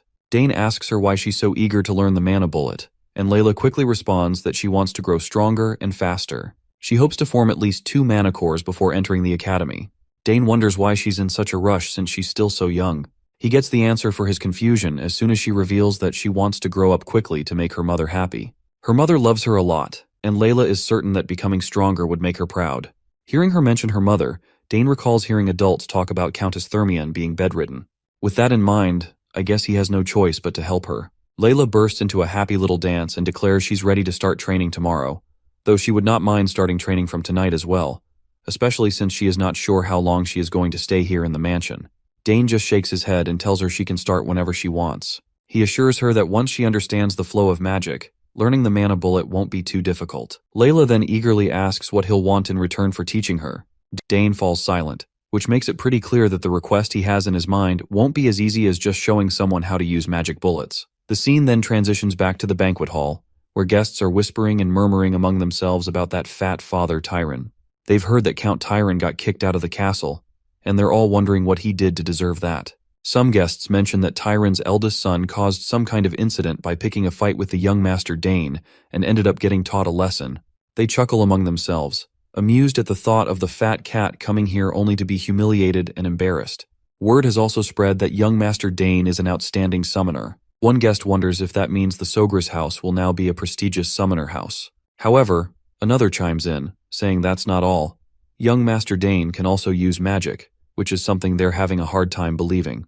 We then see this big mustachioed man introducing himself to Dane as Baron Opent. He asks our boy if he happens to know anything about the Opent territory in the east. Dane humbly bows his head in respect and replies that he's heard the territory is famously known for its grilled trout and sapphires. The man laughs heartily while admitting that Dane is absolutely right. He goes on to say that the Opent house's trout and sapphires are the best on the continent. He then shoves his daughter forward, saying he almost forgot to introduce her. The girl steps forward and introduces herself as Sylvia Opent and politely greets him. Dane is startled to see her and nervously reciprocates with her gestures and gives his own name. I have no clue why he is so nervous around her, but it looks like we are about to soon find out. She dashes toward him with a mischievous look on her face and whispers that she's heard he's the one inheriting House Sogre's in the future. Dane fumbles out an unsure response, and Sylvia enthusiastically tells him to stop feigning ignorance. She claims that she has heard he's talented in many ways, and bluntly tells him that she will be under his care from now on, especially since there's a possibility they might become family in the future. And there it is. Dane's nervousness around her makes total sense now. This girl is just too direct, and she didn't even hesitate for a second. Right at that moment, Layla joins the scene while Sylvia is still in the middle of shaking hands with Dane. Not surprisingly, Sylvia gets startled to see a potential rival, while Layla is practically throwing daggers towards our boy with her sharp eyes and demanding to know who this lady is. Sylvia recognizes Layla right away and greets her warmly, introducing herself as the eldest daughter of Baron Opent. Layla tries to reciprocate with a gesture, but the anger on her face makes it clear she's far from happy, even though she says it's nice to meet Sylvia. The two ladies exchange smiles that are practically dripping with killing intent. Watching them reminds Dane of a memory, and he can tell that both girls are absolutely ready to throw down. Eventually, Layla grabs his hand and states that she's borrowing him for now since they already had an appointment. She shoots him a death glare as she asks if he remembers their plans. Of course, poor Dane has no clue what she's talking about, but he agrees anyway, apologizing to Sylvia and promising they'll talk again later. Sylvia forces a smile and tells him that they'll definitely talk later. As Layla leads Dane away, Sylvia can't help but feel annoyed how this girl just took him right from her hands. Layla, on the other hand, still hasn't simmered down either. She's absolutely annoyed at the audacity of that girl trying to take Dane from her. Dane finds himself startled under Layla's piercing gaze. He can't help but lament that the darling daughter of the Duke, who holds the second most power in the capital after the Emperor, is no match for the young lady of the Eastern Baron. So it's no surprise that Sylvia just gave up like that. Once Dane and Layla are outside, she starts grilling him about his connection to Sylvia. She wonders if there's a chance he might get engaged to her, but my guy quickly dismisses any such relationship, insisting they were just greeting each other. Layla lights up at the thought, and even Dane can see her mood shift instantly. After walking for a short while, they finally arrive at the secret spot only Dane knows about. He's confident that they won't be bothered by anyone here. As soon as they step inside this hidden place, Layla lights up and begins doing a happy dance, thrilled to see such a beautiful location. She's also relieved that no one will know if they do anything here. Dane agrees, saying she's absolutely right. This is a great place to train. But before starting the practice, he wonders if she's ever felt mana before. Layla admits that she has a little, though it's not enough to form a mana core. She mentions that she's tried to intake mana by breathing it in. Her explanation reminds Dane that she's not at the emission stage yet. He learned to feel mana naturally on the battlefield, so he's amazed that a ducal house would teach her this. He decides to start with something simpler, and tells her that the first step is to feel the mana she's taking in. Layla looks a bit confused by this, so Dane explains that if she wants to expel mana from her body, she needs to learn to control the mana inside her first. The most important part is imagination. He instructs her to close her eyes and imagine the mana swirling within her. However, after a few moments, she tries but there's literally nothing happening. Dane can see by the look on her face that she didn't quite understand the instructions. Layla tries again, but once more, nothing happens. Frustrated, she complains to Dane about why it's not working. Dane reassures her that this is normal for her first attempt, and tells her to focus again. Meanwhile, Count Sogris is sneaking a peek at the two kids. He can't help but feel proud that his son is already teaching someone, even though he's still so young. It truly makes him believe that Dane has grown. Just then, Duke Thermion sneaks up on Sogris and asks him what in the world he's doing there. Sogris' heart nearly skips a beat at the sudden question, but the Duke quickly tells him there's no need to be startled, and asks if he's watching two lovebirds enjoying some alone time together. Count Sogris raises an eyebrow and asks what he means by lovebirds, and besides, how did he even get here? The Duke chuckles at the thought that Count was actually trying to hide in here. He then reminds Sogris how he did a pretty sloppy job of sneaking around, especially since his wife is the Empire's legendary assassin. Poor Sogris has no clue what to say after being caught red-handed sneaking around, while the Duke playfully berates him, reminding him that if the castle's owner goes around peeping on others' affairs, people will speak ill of him. Naturally, the doting father gets annoyed and defensively says that he was just following his son. The Duke chuckled upon hearing this, and couldn't help but point out that he was also just following his daughter. Turns out both of these fathers are hopeless. They stand there, side by side, acting like a couple of teenagers trying to ogle at their kids' interactions as if they were peeping at ladies outside a school gate. Meanwhile, back with the kids, Dane opens up his dimensional pouch, and the girl is quite fascinated to see that he already owns something like this. When Dane mentions that his eldest sister made it for him and gave it as a present recently, Layla starts to feel jealous. Unlike him, her older brothers stopped paying attention to her once they entered the academy. He then pulls out a mirror from the dimensional pouch, and the girl casually asks what they're going to do with it. He explains that he brought it just in case it could help. It's easier to picture something in her mind while looking at a mirror instead of relying on imagination alone. He tells the curious girl to stand in front of the mirror so she can get a full view of herself. The girl quickly positions herself in front of the mirror and starts doing the magic limbo again. This time, Dane can tell she's being quite serious about it. She takes a deep breath while both doting fathers quietly squat down on the ground, as if they're taking Indian-style dump. Duke can't help but point out that Lelia seems to be taking a liking to Dane. Sogris asks if it's really that way, and Duke explains that it is, because it's unusual for Lelia to get along with someone so easily. Sogris asks if that's really the case since she seems like a bright child. Duke Thermion remains quiet for a moment before speaking up, saying she's only bright on the outside, and he can't say the same for what's inside. He explains that after her brothers left for the academy, her mother became bedridden, so they haven't been able to be together like before. This situation has made it difficult for her to open up to others, and that's what's been happening. The Count points out that if he knows everything already, then why is he always acting so cold toward his daughter? Thermion is genuinely moved that the Count noticed something like this and admits he's doing it on purpose.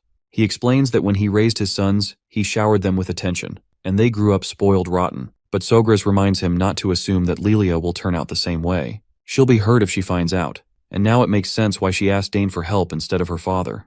Thermion then points a finger at his friend, teasing him about still nagging like the old days, but the Count quickly asks when he ever did that, especially since what he said is the truth. Duke changes the subject, asking when he plans to send his son to the capital. He suggests that if he's sending him over, Ducal House will wholeheartedly open his doors and let him stay in the ducal castle. Sogris goes quiet and glances back at his kid, and after seeing him happy, he just says that he'll do as Dane wishes. He's free to choose his path, just like his older sisters. We also notice Miss Sogris watching both doting fathers, clearly embarrassed by how shamelessly they're peeking around. But eventually, she just smiles, realizing that the love they have for their children holds a strange power over them. She decides not to ruin the mood, and pretends she didn't see anything. Back with the kids, Lelia thanks Dane for his help and calls him a real genius. She admits that while everyone around her calls her a genius, she feels like weak sauce compared to him. While Dane nonchalantly looks around to see if both fathers have quietly left, he assures her that this is only the beginning, and she'll definitely grow stronger too. She then asks him if he's going to the academy, since it's the only place where all of the Empire's geniuses gather. To that, he says he's not sure yet, and he isn't convinced that he needs to go there since he can get pretty strong just by training alone. The girl starts to berate him for his narrow thinking, and reminds him that attending the academy for studying isn't everything. It's the gateway to forming his noble faction, and it's the best way to build connections from a young age. Dane is amazed that she's actually pretty smart for a 7-year-old, and understands how the real world works. He finally responds to her argument, saying he already knows about that, but he's just not interested in going to the academy yet. There's a mountain of books he hasn't read in the library, and he still has a lot to learn from his parents. Lelia acknowledges that this is true, but asks if he doesn't want to play with other kids his age, especially since she heard his older sisters are both attending the academy too. It seems like Dane is running out of arguments against her persistence, so he tries to brush her off by saying he's thinking of going in the future if he feels like it. She then tells him to visit her house once he plans to go to the capital, and that's how they promise to meet again.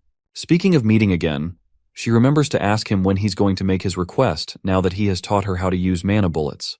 He simply shakes his head and states that he'll tell her when he goes to the capital.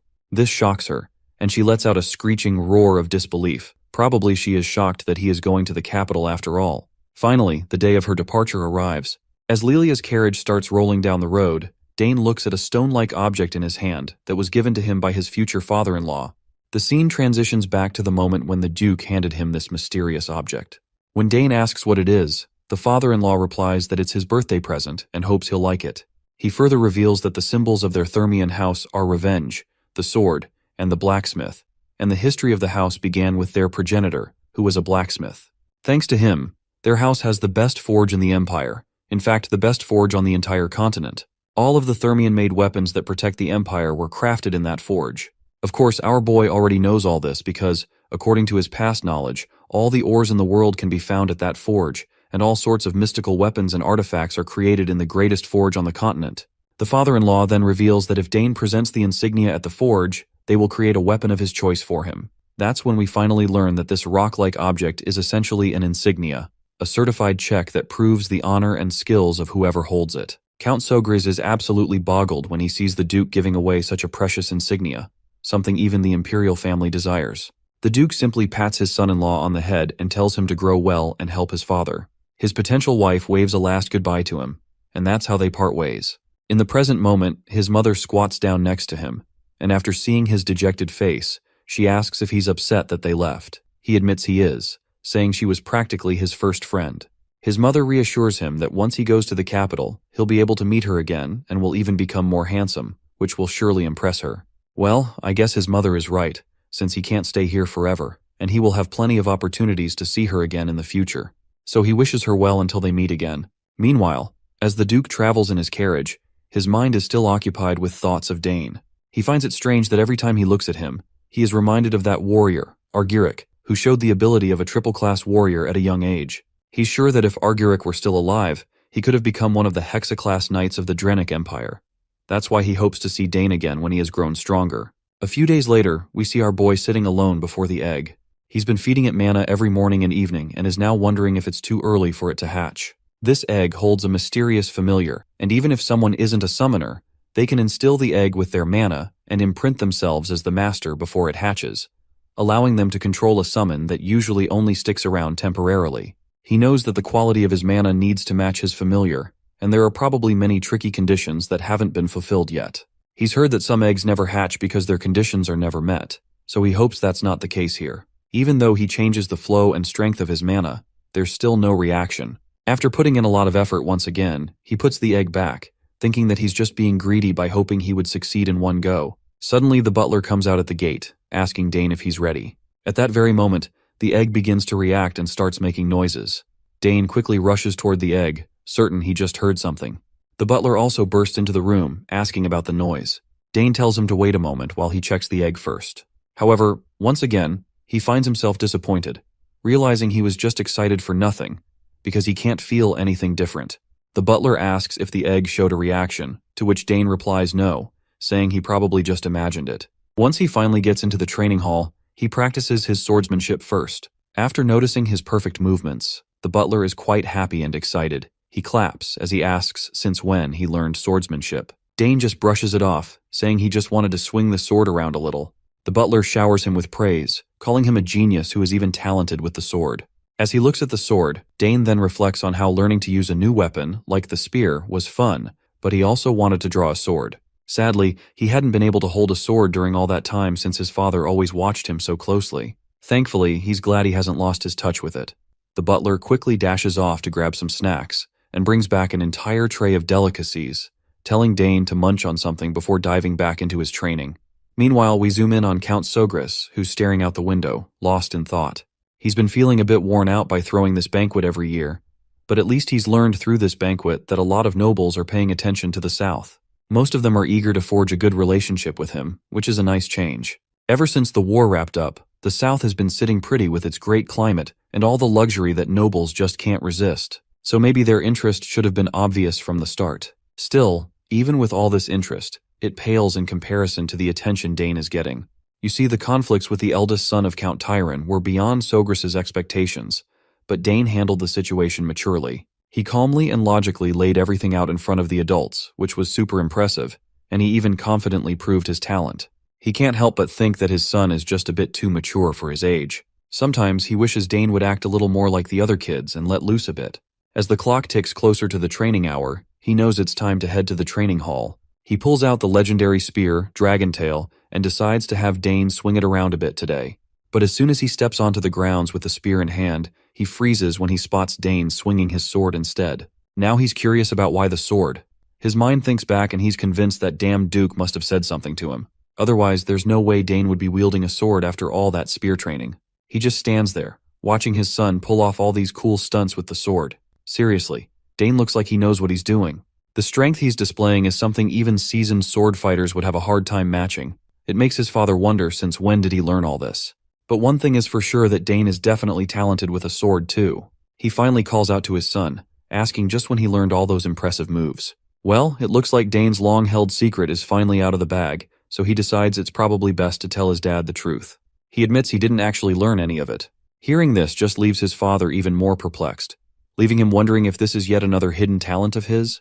He starts to think out loud about how Dane already knows spearmanship, magic, assassination, summoning, and now swordsmanship too. He adds that if he were someone else, he wouldn't believe a child could show talent in all these fields. Then he asks Dane if he's curious about the world beyond their walls. Dane looks a bit confused, not really sure what his dad is getting at. The father then tells him that if he wants to explore what's out there, he should go for it. He genuinely believes this country might be too small for his son's vast talent, and if he stays cooped up here, he'll be the one missing out. Dane feels a wave of sadness wash over him as he realizes his father has come to terms with the fact that he can't hold on to him forever. So, he finally says he'd be glad to learn about the world outside. His dad smiles at this and quickly gets to the point, telling him that it's finally time to prepare his son to go out into the real world. He admits it's a bit bittersweet to see his son go, but he knows he has to respect Dane's desires. Then, he presents the spear to him, saying he brought something extra special today. It doesn't take long for Dane to realize what it is, and his dad clears up any lingering doubts by reminding him that this is Dragontail, the spear that reacted to him on his first birthday. He extends his hand, encouraging Dane to take it. The moment Dane picks up the spear, it starts to react, and he can feel an incredible surge of power coursing through the weapon. His dad chuckles, saying it's reacting way stronger than when he was just 1 year old, and honestly, who could blame him for that? He then proudly tells his son that he plans to make him master the spear before he heads out, so he better be ready. He promises Dane that one day, Dragontail will be his, but first, he needs to grow strong enough to wield it with pride. Dane eagerly promises to work hard and honor his father's teachings. Later, back in his room, Dane's mind is buzzing with thoughts about the outside world. He's always been curious about it, even during those long days on the battlefield. As a soldier, all he really knew was war, setting up camp, cleaning his weapons, eating bland food, and gearing up for the next battle. The only way out was for the war to end, or for him to die in battle, and honestly, it felt like those were his only options. But now, with the chance to live a normal life ahead of him, he can hardly imagine what life outside the battlefield could be like. Still, as Dane, he knows he has to embrace this opportunity. He has no clue how his talents will be used, how the world will accept him, or what he can achieve out there. But for the first time, he has the chance to travel, explore, and accomplish anything he sets his mind to. At first, all he wanted was to stay and enjoy the warmth of this place. But thanks to his dad's question, his thoughts have shifted, and he's finally made up his mind to venture outside, and he's feeling pretty excited about it. Just as he is thinking about this, his mother pops into his room, which leaves him startled for a moment. He asks her when she entered the room, and this crazy assassin lady reminds him that he was so deep in thought that he didn't even hear her knock. I can tell that she is blatantly lying, given she is an assassin and snuck into his room quietly. She then asks if he's really curious about the world outside the country, and he responds positively, saying his dad mentioned it would be a waste of his talent to stay here. After thinking for a moment, he admits he's curious about the outside world too. He then starts to apologize to his mother, but she embraces him, saying there's nothing to apologize for. He reminds her that his sisters aren't here, and he's worried about leaving for the outside world too. The lady reassures him that she's fine with it because she knows just how amazing his talents are. She adds that even if he didn't want to go, the outside world would eventually call to him. She admits it would be wonderful if he could stay longer with his mother, but the world won't let him do that.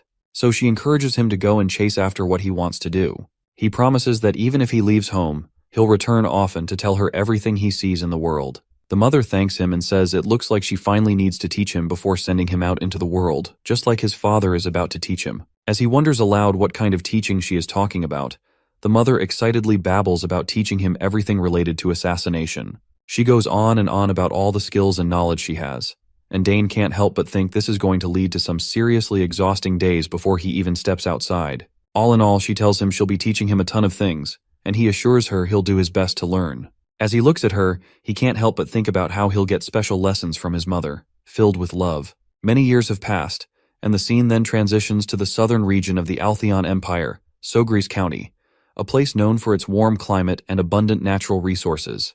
This place has become a cornerstone of the empire, helping them stay strong during the war. Thanks to Count Sogris' magnanimous rule, it's a region filled with peace and warmth. Finally, with the war coming to an end, the few small rebel forces have all been captured, bringing about an era of lasting peace for everyone. On a bright day, people are buzzing with chatter about how young Master Dane visited one of the shops recently. They can't stop talking about how the shopkeeper's eldest daughter literally fainted when she saw him. The ladies gossip among themselves, saying he's becoming more handsome by the day, and they wish they could catch a glimpse of his face at least once. There's even a rumor floating around that he's still single, which gives them a glimmer of hope. But one friend quickly reminds them that he's only 14 and tells her friend to stop drooling over an underage boy. One of the ladies then mentions that there are rumors Dane doesn't seem like a 14-year-old at all. He's already as tall as Count Sogris. Some even say he could easily be mistaken for a 20-year-old. All right, enough of the gossip, and let's see for ourselves how our boy has grown. For that, we transition to the outskirts of Sogris County, an area infused with ancient magic, known as the Forest of the Last Days. Here, Dane is on a special mission assigned by his mother, Lily Sogris. We catch a glimpse of him holding a spear in one hand, and in the other, some kind of cloth, probably a map or something else. I'm not really sure. Whatever it is, he's already figured out his course. With just 3 hours left before sunset, he knows he needs to get out of the forest before the sun goes down. He begins his journey, jumping through the forest with the agility of a ninja. The most important thing in this mission is not getting caught by his enemies. During this time, Dane needs to dodge the traps and nests set up by his mother and escape from the forest, which is filled with all sorts of other dangers. After leaping around for a while, he finally lands back on the ground. He takes a deep breath, soaking in the air and energy of his surroundings, holding it for a moment before letting it out again. Once he prioritizes stealth and assimilates with the surroundings, he starts to notice hidden traps revealing themselves. Right now, he spots these thin, nearly transparent strings crisscrossing the area. He knows that all the traps will activate as soon as he touches these strings. It's a basic mechanism, but that's also what makes it the most dangerous. But thankfully for him, this one looks easy to disarm. The rat-like monsters quickly pop up in the clearing, and as soon as they see Dane standing there, they don't waste a single moment before lunging at him to attack. It turns out this is a whole pack, and he definitely wasn't expecting them to show up here. What's even more concerning is that the entire pack is charging at him at a pretty scary speed. Before they hit the strings and trigger the traps, he needs to deal with them quickly, but then he hesitates, because touching the trap accidentally could be even more dangerous. Still, there's no time to waste, and he needs to get out of here. He starts dashing away, and as soon as the rats trigger the traps, sharp needles spring from all directions, catching those unfortunate rats that fell for the setup. It seems like luring the rats into the trap was part of his plan all along, and he's relieved they fell for it, saving him the trouble of dealing with them directly. But then he spots one particular rat that is not dead yet. After closing the distance, the monster leaps right at him. Dane continued going toe-to-toe with the remaining Roosevelt beast. He struggled with the vermin's speed as it almost caught up to his own. The overgrown rat hit the brakes and pivoted for another attack. This time, it used its long-range weapon, spitting out a bizarre substance from its mouth. Dane carefully assessed the situation as the substance homed in on him. He did not know what it was, but the substance certainly felt dangerous. He spun his spear and dispelled the attack effectively. The young man gritted his teeth as he knew that he couldn't afford to waste any more time fighting this chunky rat. Defending would only cost him precious time, so it was time to turn the tables and attack. A blue aura started coalescing around his body as he locked in on his target. With a viciously swift chain of moves, Dane displayed his impressive Spearman technique. He moved his body freely in the air while flawlessly tracking the enemy's position. It resulted in the Russelt's head being sliced in half with a clean cut. Dane did not even bother looking back at the result of his attack. He just bolted out of there and continued his mission. By sundown, he had reached the end point of the trial. He was thoroughly exhausted, huffing and puffing for air as he tried his best not to throw up. At least he had finally escaped the forest and all its horrors. Suddenly, he felt a ferocious presence coming out of the woods and worried that his struggle wasn't done yet. He hurriedly stood up and regretted letting his guard down to rest. Just when he was about to confront the presence, he stopped in his tracks.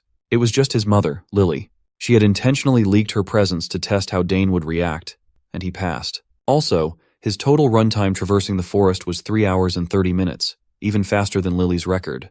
She had been watching him the whole time.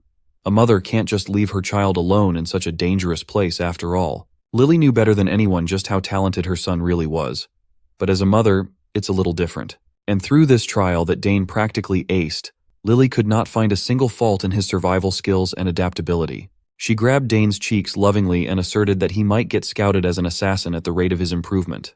To commemorate his successful run, Lily took out her prized possession as the Empire's greatest assassin, her dagger. She reckoned that the weapon would fit her son better now. From now on, Dane would own the Nighthorn.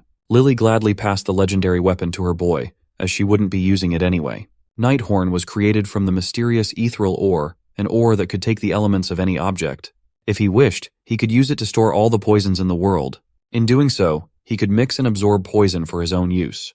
Dane sincerely thanked his mother for such a precious inheritance, and swore to treat Nighthorn well. This also marked the end of his assassin training from his mom. Just as they were preparing to head out and go back home, the mother and son duo heard a guttural scream nearby. It seemed to have come from the depths of the forest, so they decided to check it out. We jumped forward to a few days later, inside the walls of the Sogres County Annex Tower. In one of the guest rooms, a man woke up coughing and screaming in horror. He had long, flowing white hair and a beard, and he seemed utterly confused. The mysterious man struggled to catch his breath after waking up from his slumber. He finally looked around the lavish room and wondered where he was. The last thing he remembered was eating a mushroom in that damned forest. The door creaked open, and out came Dane carrying some water. He warned the man not to move too much, as he was still undergoing detoxification. Dane explained that the old man must have mistakenly eaten a poisonous red-nosed mushroom. Fortunately, Dane and Lily had found and saved him in time. The old man recalled seeing those red-nosed mushrooms. He didn't think they would be so deadly. If Dane and Lily had arrived even a little later, the old man would have been a rotting corpse by now. Dane handed the man a cup of water, knowing how parched he must be. The young man carefully observed the strange old head. He saw a belt that had the insignia of the Nixian magic tower in the old man's possession. He was definitely not an ordinary person. If it wasn't for Nighthorn absorbing the poison raging in his body, the old man would have died. Now that the old head had calmed down a little, he asked Dane where they were, and the young man honestly stated that they were in Sogres County's Annex Tower. The old man must have gotten lost in the southern region. He was poisoned by those damned mushrooms and walked all the way south. Dane advised that he should take it easy for now and wait for the Count to come and see him soon. The young man also introduced himself as the youngest son of Count Sogres, Dane Sogres. Old Head lit up with interest as he knew of Arabella Sogres, the genius being eyed by every magic tower in the Empire. Dane also explained that they found the old man in the forest in the middle of his training with his mom. The old man almost spat out the water he was drinking after hearing that. That crazy forest gave him hell. Even as an 8-chain mage, he lost his way, and the flow of his mana reversed while casting a spell, wrecking his whole body. The entire forest held ancient mana all over the place, and then there were those undetectable traps scattered throughout the area. The forest belonged to the Sogres house. Naturally, it would be a dangerous place for anyone who wasn't a member of the family. Also, due to the presence of ancient magic, the flow of mana was different from that of modern mages. It was truly the worst place for a modern mage to be. The old man finally realized that he really would have died if it wasn't for Dane. He also realized that the boy in front of him might be a generational talent if he was already strong enough to freely train in that hellish place. Dane even made the antidote that he urgently needed to escape death. By his looks, this young man seemed to be somewhere in his teens. Despite his young age, he was capable of formulating an antidote that required extensive knowledge and precise production skills. The old man couldn't believe how blessed the Sogres family was. On top of 2 generational geniuses in the fields of magic and summoning, even the youngest son seemed extraordinarily monstrous. If the continent was still at war, the House Sogres could easily become the most powerful noble house within the Altheon Empire. The old man thanked Dane and admitted that he owed the young man his life. He was a bit startled by the kid's bold response, but asserted that he pays back the debts he incurred. First, he wanted to introduce himself properly. As it turns out, this old man was Sidrain Gauss. Not too long ago, he was the head of the Nixian Magic Tower. Sidrain took pride in his name and stature, inviting Dane to ask for whatever he wanted. The young man just smiled at Sidrain's humble brag. He knew that this old mage must be one of those people who survive without a home by storing everything they own in a subspace. Sidrain was thrown off by Dane's calmness after introducing himself. Normally, people would be surprised or humbled in the presence of a mage tower's head, but the kid was unfazed. Trying to re-establish his status, he urged Dane to ask for whatever he wanted without holding back. The young man paused for a second, seemingly thinking of his next words. Sidrain smiled with the expectation of being able to flex his reliability. But Dane simply asked for more time to think about his reward. He did not give Sidrain the satisfaction of feeling powerful with his indifferent response until the end. Dane turned to the door and wished the powerful mage a speedy recovery, telling him to rest some more. When the young man finally left the room, Sidrain just sat on the bed, flabbergasted by the nonchalant kid. He was the first person to ever treat Sidrain as if he were just some common magician. Old Sidrain was thinking of taking his leave after staying for a day or two, but that wouldn't be the case now. He had just found an interesting kid in the south, and he wanted to know more about Dane. Dane casually explained to Herman who Sidrain was, and the attendant excitedly explained that 8-chain mages are at the top of the food chain, the elite of the elite. That meant that an influential figure was currently indebted to Dane. You see, magic towers function as independent territories on this continent, more like sovereign nations. That meant Sidrain was an immensely influential person. Still, it's a mystery why the head of a magic tower was wandering the forest in the first place. But that was no ordinary forest. Mages consider it a forbidden area, dubbing it the Forest of the Last Days. Just from the name alone, it's evident that it's not the type of place ordinary people should take on. Dane looked at the sword in his hand and tasked Herman with getting him a new one. The ones he had been using had become too lightweight and short for his body. Luckily, they had a whole array of weapons from the spoils of war the Count brought back. Tomorrow, Dane could start training with a proper longsword. For now, he would just use the lightweight blade to wrap up his training. Come to think of it, he had the crest that Duke Thermion gave him too. A free coupon to forge whatever weapon he wanted. It had been 7 years since that day. Looking back, Dane remembers those days fondly. If he happened to venture into the capital, his first stop would definitely be the Duke's territory. After practice, Dane ran into his father outside the training hall. Dane thought his dad had matters to take care of outside the castle, but surprisingly, he returned earlier. Things wrapped up outside earlier than expected, and the Count had to hurry home to meet the head of the magic tower recovering in one of their guest rooms. He was hoping that Sidrain Gauss could help Arabella. She was going to need a good master after all. Dane also considered having the head of the magic tower help his sister, but he wasn't sure if the old man could handle that girl's temperament. He'd heard that Arabella punched one of her seniors for being annoying. In any case, Count Sogres praised his son for doing the right thing and saving another's life. Sure, he just did what had to be done, but he still went out of his way to do something that not just anyone can do. Dane had really grown up to be an amazing young man. As the years go by, it's getting more and more difficult for Count Sogres to even catch a glimpse of his daughter's faces. Arabella had finished her extended semester and was now choosing a magic tower to join, while Claire had been appointed as an assistant professor. It's the cost of having extraordinary children. Sure, Claire and Arabella were outstanding in their own right, but the Count also had high expectations for his only son. He often wonders how the world would handle a man of so many talents. The Count had been looking forward to the day when his rival, Bout Thermion, would see how Dane had progressed. It had been years since he was reincarnated as the son of the Sogres house, but the thought of crossing blades with Duke Thermion still fills him with determination. In any case, he also wonders how Layla is faring in the capital. Her last letter came maybe a year ago. Dane's looking forward to seeing what she's up to when he swings by the capital. A few days later, Sidrain complained about going stir-crazy from staying in the guest room. He still hadn't fully recovered yet. The doctor advised him not to venture too far out and forbade him from using magic. His magic reflux had not been purified yet, and the poison that seeped into his body had yet to be fully nullified. He would have to rest and recover for a bit longer. Sidrain didn't have much of a choice. It had been a while since he was unable to use magic, so this situation would be a change of pace.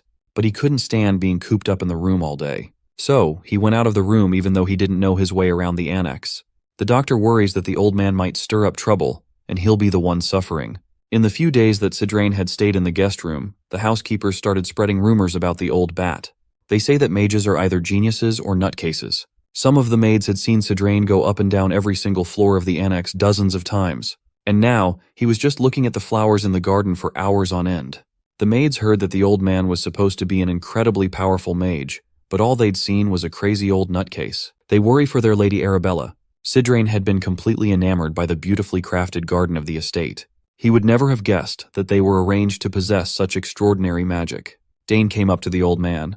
He had looked everywhere, only to find Sidrain in the garden. Sidrain wasn't too keen on being confined in a foreign place until his full recovery, but everyone just wanted what was best for him. In any case, the area was certainly a fine place to rest and recover. He could see why so many nobles come south once the vacation season starts. Dane loved the south, so it's a shame that he would have to leave soon. Curious, Sidrain asked the young man where he was going. Dane casually answered that he'd be heading to the capital soon. Sidrain assumed that the kid must be going to the academy. Both of his sisters were prominent figures in that prestigious place, after all. While the daughters of the Sogre's house were famous for having sublime levels of talent, Sidrain was more curious about Dane's. So, he imbued mana in his eyes and decided to take a look for himself. Inside the young man's body was a roaring wave of pure power raging on. Sidrain's eyes went wide as he had never seen mana so thick. The density of the boy's power was unheard of. If geniuses in his age group could be considered a stream, then Dane was a raging rapid clearing everything that stood in his way. Normally, the sheer amount of magic in such a young body would be so unstable that it would be on the constant brink of bursting out. But that was not the case here. Dane finally called out the old man for assessing his magic without permission. He called it rude. Sidrain awkwardly stopped his prodding and praised the young man for noticing. He apologized and admitted that he might have been thoughtless. Inside, Sidrain was still trying to make sense of how Dane could contain such wild power inside him. In his years of being an archmage, the young man was a unique case. Confused by the old man's reaction to what he saw, Dane wondered what was up. Sidrain was so focused on the quantity and density of Dane's mana that he only realized now that the kid didn't have a magic circle. With his raging mana, a magic circle should be easy to form. The old man's face twisted in horror when he realized what travesty must have happened to the young man. Sidrain peered into Dane's heart and saw 2 mana cores. Of course, it was an unbelievable feat to develop 2 mana cores at his young age, but the old mage looked furious that he went that route. He reckoned that possessing such a crazy density of mana and using it to just wield a spear was lunacy. Sidrain believed that Dane using his mana to form cores instead of circles was blasphemy. The young man practically turned his back on the greatest talent that the archmage had ever seen. Confused by the old man's rant, he asked if he could just use both mana cores and magic circles. That only served to infuriate the old fart even further. He held his head in frustration at the wasted potential. He doesn't even know where to start explaining the gravity of the hole that Dane dug for himself. Sidrain asked the young man if he knew the reason why the lifespan of magic swordsmen was so short. It's because they possess both mana cores and circles simultaneously. However, those 2 concepts constantly interfere with one another. When they clash, problems arise. It had become an untold law of sorts. The mana compressed in the core would be transmitted to the circle. So, a circle that cannot handle the raging power would burst to pieces. Dane had a basic grasp of the concept himself, but he didn't know that it could be that bad. Sidrain had become grumpy seeing the best talent in the world squandered to train with a spear. Dane worriedly asked if it would really be impossible for him to pursue magic without a circle. Sidrain explained that while not impossible, refining mana without a circle to use spells that require purified magic would be theoretically improbable. Also, many have tried going down that theoretical path, but all attempts that Sidrain had personally seen have ended in failure. Nevertheless, this did not discourage Dane from giving this path a shot. Although he hadn't properly tried it before, he just felt like he could cast spells without the refinement of a magic circle. Sidrain thought the boy was going mad. So, Dane did not waste any time and started utilizing what he already knew to rearrange a magic code he was familiar with. After manipulating the runes and the mana in the air, the process went smoothly. With the rearranged magic code, he managed to produce a fire spell that had a decent kick to its explosion. All doubts in his mind were erased as he made it work. It was only a basic one-chain spell, but he managed to cast a spell without a magic core. Sidrain's mouth hung wide open in shock. Common sense dictated that anyone without a magic circle shouldn't be capable of casting spells. In his years of overseeing the Nixian magic tower, he had never seen anything like it. Dane continued modifying the magic code and created a mana barrier around his body. He explained that Arabella had discovered his high affinity for magic and wondered if that was the reason he could do improbable things with mana. That could be the case, but what he was doing was way out of the theoretical realm. Sidrain Gauss has stood at the pinnacle of mages for a long time now. This was his first time feeling what the commoners felt in the face of the elites and their otherworldly capabilities. He's witnessing a real world-shattering innate talent. Meanwhile, Dane was just amused that he managed to make the spells work. The old archmage's knees trembled in excitement. Dane had unparalleled mana affinity and purer and denser energy than anyone else in the world. The kid is the real deal. a one-of-one prodigy. Sidrain couldn't take it anymore. He immediately asked Dane if he would like to become a personal disciple. The old man worked really hard to convince Dane to learn his teachings, believing that ignoring such a talent would be a disservice to the world. Dane was getting tired of the old fart's persistence when Sidrain asked if he knew how to use a two-chain magic spell. The young man hasn't been exposed to two-chain magic codes, so he can't cast a higher-level spell. Sidrain Gauss laughed and bragged that if Dane went under his tutelage, he would be able to cast 8-chain magic spells in no time. Still, Dane politely declined the invitation. Sidrain's patience was running thin. Suddenly, Count Sogras interjected and laughed at the closeness of the Archmage and his son. When asked what the two were discussing, Dane honestly answered that the old fart kept on trying to take him in as a disciple, even after refusing several times. At least Sidrain knew how to behave properly in front of the man of the house, as he praised Dane for his potential to become a great mage in the future. He emphasized that Dane has a brighter future than anyone could even imagine, given that he could already use chain-level magic without a circle. As a warrior, Count Sogras had a rough idea of how unbelievable that fact was. At this point, the Count had stopped being surprised by his boy's inhuman feats.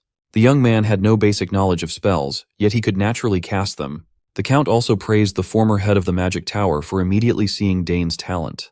But even though the word talent wouldn't suffice, Dane is a genius who could actually succeed in becoming an unparalleled magic swordsman.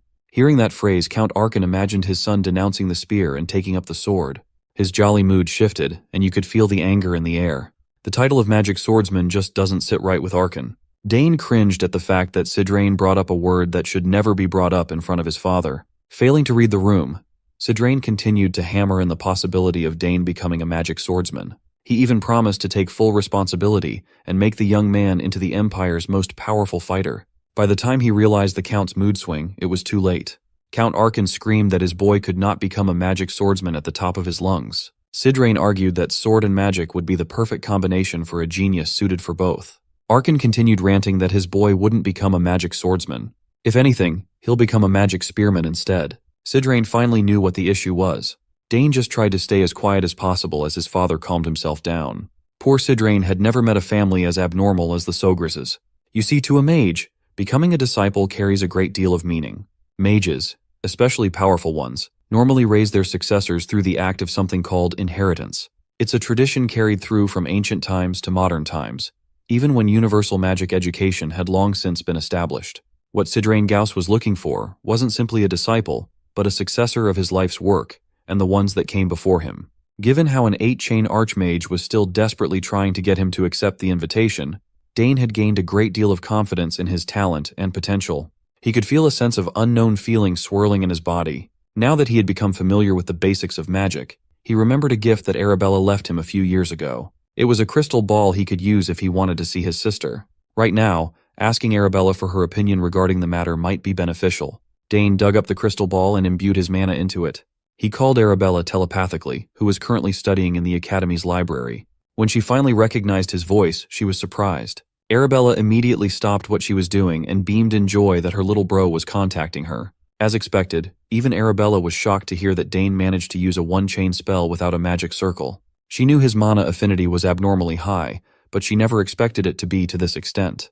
The circle only serves to purify and circulate energy, so maybe Dane's mana was already pure enough to be used raw. To test this out, Arabella wanted to send a mana stone to the transmission machine in Dane's room to inspect his mana's purity. It's a good thing that he had Arabella to help him with stuff like this. Right now, she's already an established 6-chain mage, and her help has been incredibly reassuring.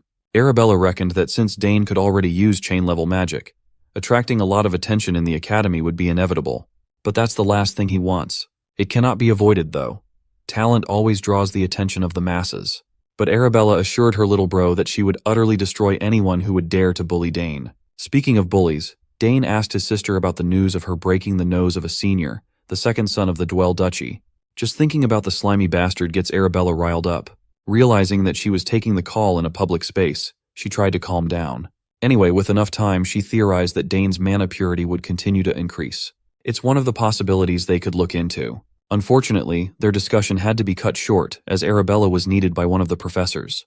They said their goodbyes, and she promised to send the aforementioned mana stone over. The fact that Dane might be forging a path that had never existed before had finally sunk into him.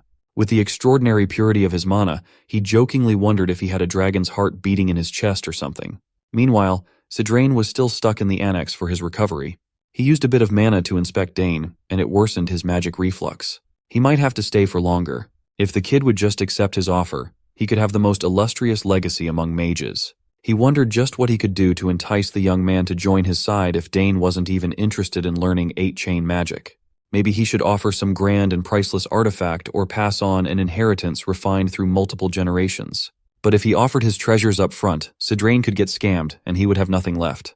As he was racking his brain for ideas, Dane knocked on the door. Sidrain wondered if the kid came over to apologize, or maybe even changed his mind regarding the offer. Dane came to find the old bat because he had something he wanted to say. Sidrain immediately assumed that the young man finally reconsidered becoming a disciple, but Dane quickly shut that nonsense down. It's not like he had no interest in magic at all. Sidrain asked if he already had a master or something, and that's why he kept refusing.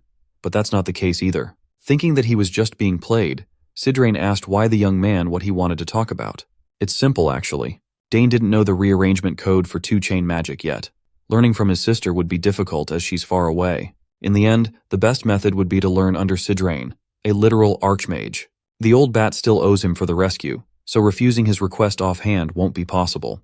Dane admitted to the old man that he does not want to only walk the path of a mage. He's not just going to become a magic spearman either. He wanted to become a magic spearman assassin summoner. As far as Sidrain knows, something as crazy as that doesn't even exist. Hell, Dane would even add swordsman to that title too. The absurdity of the young man's aspirations thoroughly frustrated Sidrain. To achieve that mouthful of a title, Dane had to draw the line and refuse to become the old magic tower head's disciple. Based on the young man's determination, Sidrain could see that Dane was already set in his way. Then, an idea came to mind. The old mage stood up and asked if Dane would be interested in a letter of recommendation. Since he was aiming to enter the academy, getting a letter of recommendation from the former head of Nixian Magic Tower would be a massive boost to his reputation. Dane thought about it briefly and reckoned that it wasn't a bad offer by any means. So he accepted the letter of recommendation, and while they were at it, he wanted to make another request. Sidrain quietly laughed to himself, thinking that the young man had finally come around. He can finally start securing his grip on an unparalleled genius. Seeing as the old man was feeling generous, Dane asked if he could learn the rearrangement code for 2-chain magic. That won't be a big deal for someone like Sidrain. He knew the rearrangement code for all 2-chain magic in existence after all. Dane is still young. Giving him a letter of recommendation for the academy and some 2-chain magic codes wasn't a big deal. Although he wasn't in his best condition right now, Sidrain could start their lessons immediately. Dane slyly smiled to himself as he just reeled in a huge catch. He extended his hand and declared that with everything on the table, they could consider Sidrain's debt from being saved, paid in full. The old bat said it himself. Since he owed Dane a great deal of gratitude, he could ask for anything. So here he is, asking for what he wants. Sidrain did not like being played like this. He really thought he was finally getting a disciple. Dane's answer to his invitation remained the same. It's a big no. The old bat was tricked by a 14-year-old child. Refusing to back down, Sidrain insisted that the young man asked for 2 things when he only owed Dane for 1 thing. The young man begged to differ, though. First, he saved the unconscious old man from the forest. Second, he nullified the poison rampaging through Sidrain's body. He could have added the fact that he had to carry the unconscious old man all the way back to the annex, but he'll just consider it a bonus. Sidrain had no more rebuttals. He was thoroughly and logically defeated. He wondered how such a daring child existed in this world. Finally, Sidrain and Dane set up their lessons in the training hall. The old man had partially accepted that he might not get Dane as an official disciple, but he could continue to curry favor with the kid in case he changes his mind in the future. Sidrain just could not bear to let such a talent go to waste. The lecture finally started. They would have to work around Dane using chain-level magic without a circle.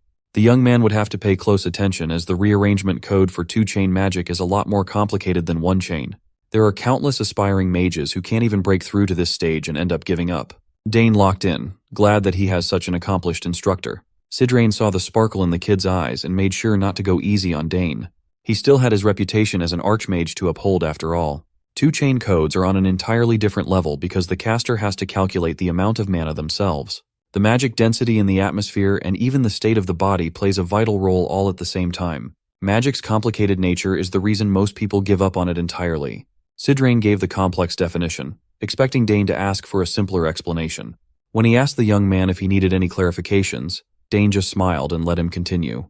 To Dane, learning not only the rearrangement of magic codes but also information he had no idea about was eye-opening.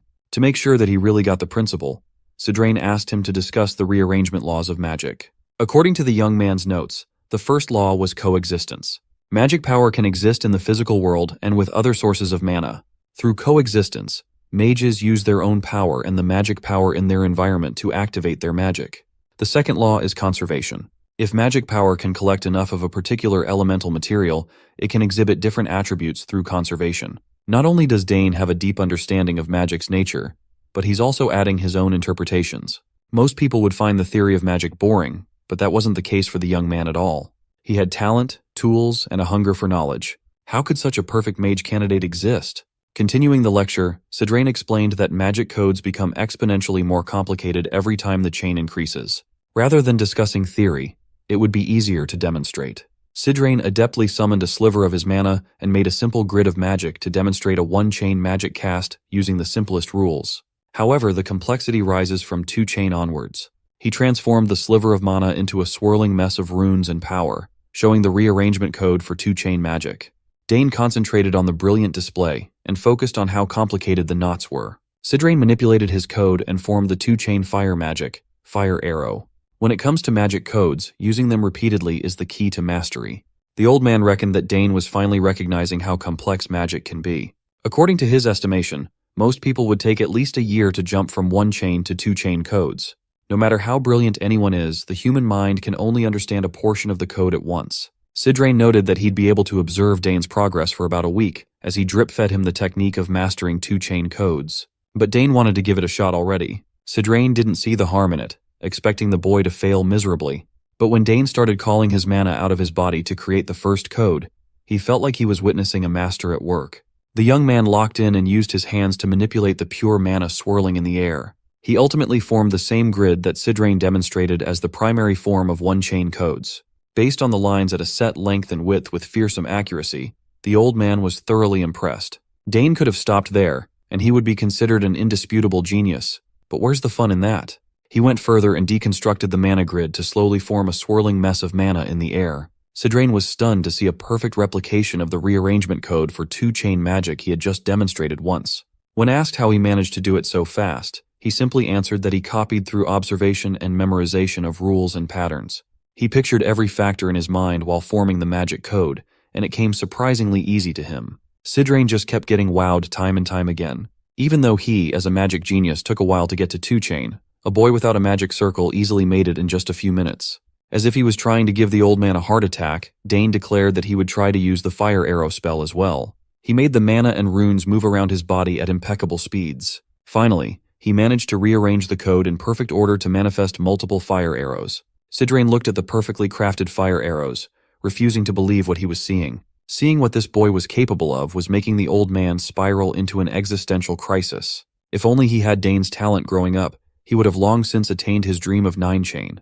Dane freely controlled the fire arrows, making them fly all over the training hall as the old archmage tried to compose himself. Even Dane was surprised that everything came naturally to him in one go. One thing was certain: the world would flip out when they saw a mage without a circle performing magic miracles. Sidrain knew that Dane's talent would need to be hidden before all sorts of people tried to approach him with impure intentions. Also, he was still not giving up on making the kid his disciple. Since Dane picked up the first code so easily, they could just keep going and learn even more codes. Sidrain reckoned that he might have to be careful about what he included in Dane's letter of recommendation to the academy. At the end of the day, Dane lay in his bed, reflecting on his magic lesson. He resolved himself to properly learn both theory and practice. Thinking about his past life, he had been forced into a life where he did not even have the option to learn magic. In the circumstances where he didn't even know when he would die in battle, trying to make time to learn magic was a luxury he could not afford. He had his hands full with swinging the sword and trying to survive while doing so. Up until a certain point, magic prioritized theoretical learning over practical spellcasting.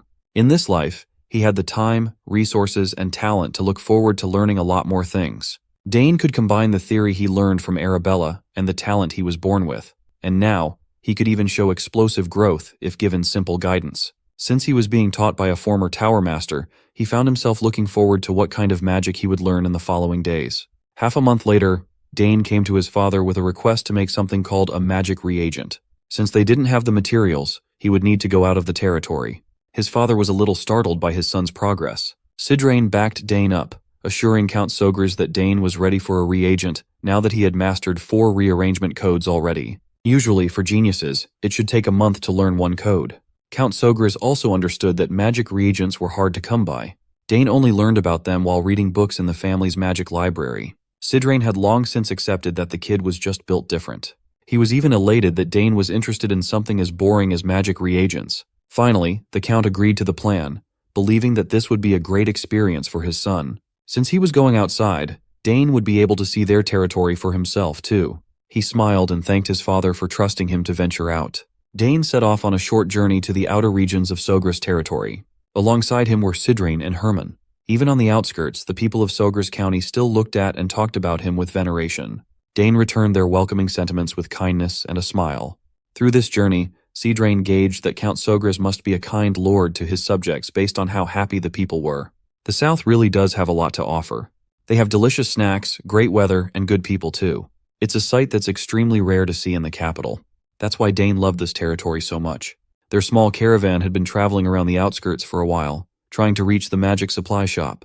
Dane had never been to the shop before, so he called on Herman to lead the way. The three sped up and quickly reached their destination. The shopkeeper of the magic shop was shocked to see the famous young master Dane enter her humble business. She complimented him on his silver hair and stunning emerald eyes, and Dane thanked her. Not many people from the fiefs come to her shop to buy magic supplies lately. Fortunately, she's been getting by thanks to a lot of foreigners interested in magic. The shopkeeper also recognized Sidrain, the former lord of the magic tower, and expressed how grateful she was to have him in her shop. The old man was in a good mood now that someone finally recognized him. She invited the duo to browse her wares freely and told them to call her if they needed help with anything. Since it was Dane's first time in a magic shop, Sidrain urged him to look around as much as he wanted while the old man talked to the shopkeeper. With a cursory glance, Dane could already see a lot of cool stuff on display. They had potions, gems, charms, and everything magical, though he found it a little strange that he was feeling some sort of déjà vu. Moreover, he discovered that touching the wares showed him their magic reaction. He just chalked it up to his high affinity and continued browsing. Suddenly, a faint ringing sound echoed in his ears, seemingly demanding his attention. He could feel a particularly strong reaction from one side of the shop. Just as he approached that section, the owner informed him that everything on that side was just decorative items. Sidrain called Dane over to take a look at some potion ingredients together. The old man had already picked a few raw materials, such as moonroot, which could be used in at least 50 different potions. The owner assured them that her ingredients were personally processed to the highest quality. Meanwhile, Dane was too mystified by the strange ringing. As he walked deeper into the pile of decorations, he felt a strange power calling to him. He turned to see a piece of stone that was emitting pure mana. It must also have been the source of the ringing. Dane hurriedly approached the stone as though his body was moving on its own. Herman, seeing his young master behaving oddly, ran over with concern. To him, his young master was simply staring at a plain rock stuck in the wall as decoration. Dane wasn't entirely sure what was happening, but the stone was undoubtedly calling to him. He took it out of the wall and held it in his hands. As he suspected, imbuing the stone with more magic made the reaction even stronger.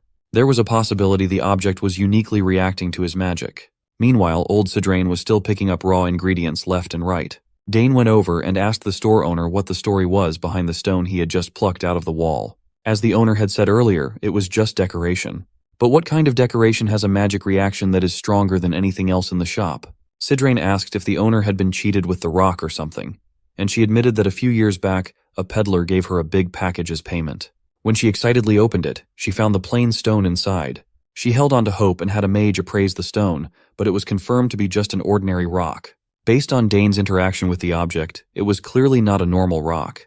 The owner urged the young master to focus on her other products and a few special magical artifacts instead of wasting his time on a rock. She tried to sell him a lot of valuable magical artifacts of all kinds, but Dane was still transfixed by the strange stone in his hand. It was the only thing he wanted. She showed him a name scroll card that automatically reads and stores all kinds of information to be cataloged. In the end, Dane bought the scroll card and the useless stone. He was sure this wasn't an object he could just leave behind. Even Sidrain was confused about what was going on in the young man's mind. On the ride back, the old bat curiously asked if Dane had an interest in decorative art, or if he really believed there was something special about the stone. When he explained that the slab was reacting to his magic, Sidrain kept an open mind. Although he didn't see anything special, his curiosity was definitely piqued. Since there were too many people on the streets, the small caravan hurried back to the castle. Sidrain set up an invaluable experimentation tool to help Dane figure out what the stone really was. He was confident he could appraise the stone accurately. Still, a mage had already appraised it and found nothing remarkable. Sidrain arrogantly declared that no mage appraiser was better than his tool. He had put all his funds into this state-of-the-art device for appraisals. He was confident it could analyze anything placed on top of it. Both of them were pretty eager to see what was up with the seemingly ordinary slab of stone. Sidrain placed the object on the platform and tasked Dane with imbuing his magic into the slab to stimulate a reaction.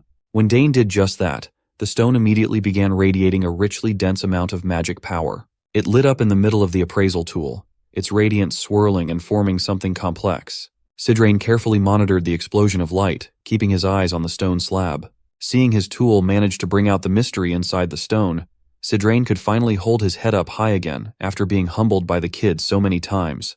The mana coming from the slab danced around the room, forming runes in the air. Dane immediately understood what they were looking at, as he had been learning about these things with Sidrain for weeks now. Inside the stone was a magic code, but the old bat declared it wasn't just any ordinary code. It was amazing. Floating around them was a code whose structure, arrangement, and intricacies had never been seen before. It could be as complex as a 6-chain or even 7-chain code. So, the magic stone had a hidden code inside, and Dane's magic seemed to hold the key to unlocking it.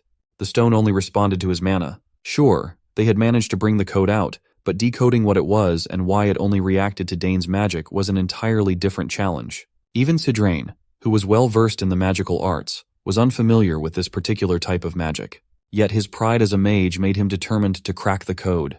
If he could succeed, they might uncover what made Dane's magic so unique. While Dane and Sidrain were working hard to decode the magic in the Sogre's training ground, Arabella was busy doing her own research back in her personal academy laboratory. Her lab was filled with neatly arranged books and artifacts from her various studies. Arabella had stored her little brother's mana signature in a magic stone and confirmed that there was indeed something unusual about Dane's power. His magic had a distinct characteristic, one that didn't match any known form of magic. She ran numerous tests and studied countless research papers, yet she still couldn't pinpoint which magical field this anomaly belonged to. She had tried everything. Magic reagents, magic gates, magic engineering, and still, nothing yielded an answer. But she was convinced the truth was out there, hiding somewhere. Then, she suddenly remembered hearing about a long-lost field of magic, one that had disappeared from the magical world. Perhaps Dane's magic was related to this forgotten field? Arabella began rummaging through her mountains of books and literature, trying to remember where she had stored that old tome. It was a book that discussed alchemy, divination, spiritualism, necromancy, and a primitive form of magic code. While she excitedly searched, another dusty tome fell from the shelves. She picked it up, noticing it was an ancient magic book. Come to think of it, she had once studied the long-gone magical kingdom of Arcana, a civilization said to have existed over 2,000 years ago and inherited ancient magic from an earlier age. It was said to have practiced forms of magic that no longer existed. Arabella laughed to herself, shaking off the idea. Ancient magic had vanished a long time ago. There was no way Dane's magic could be connected to such a relic of the past.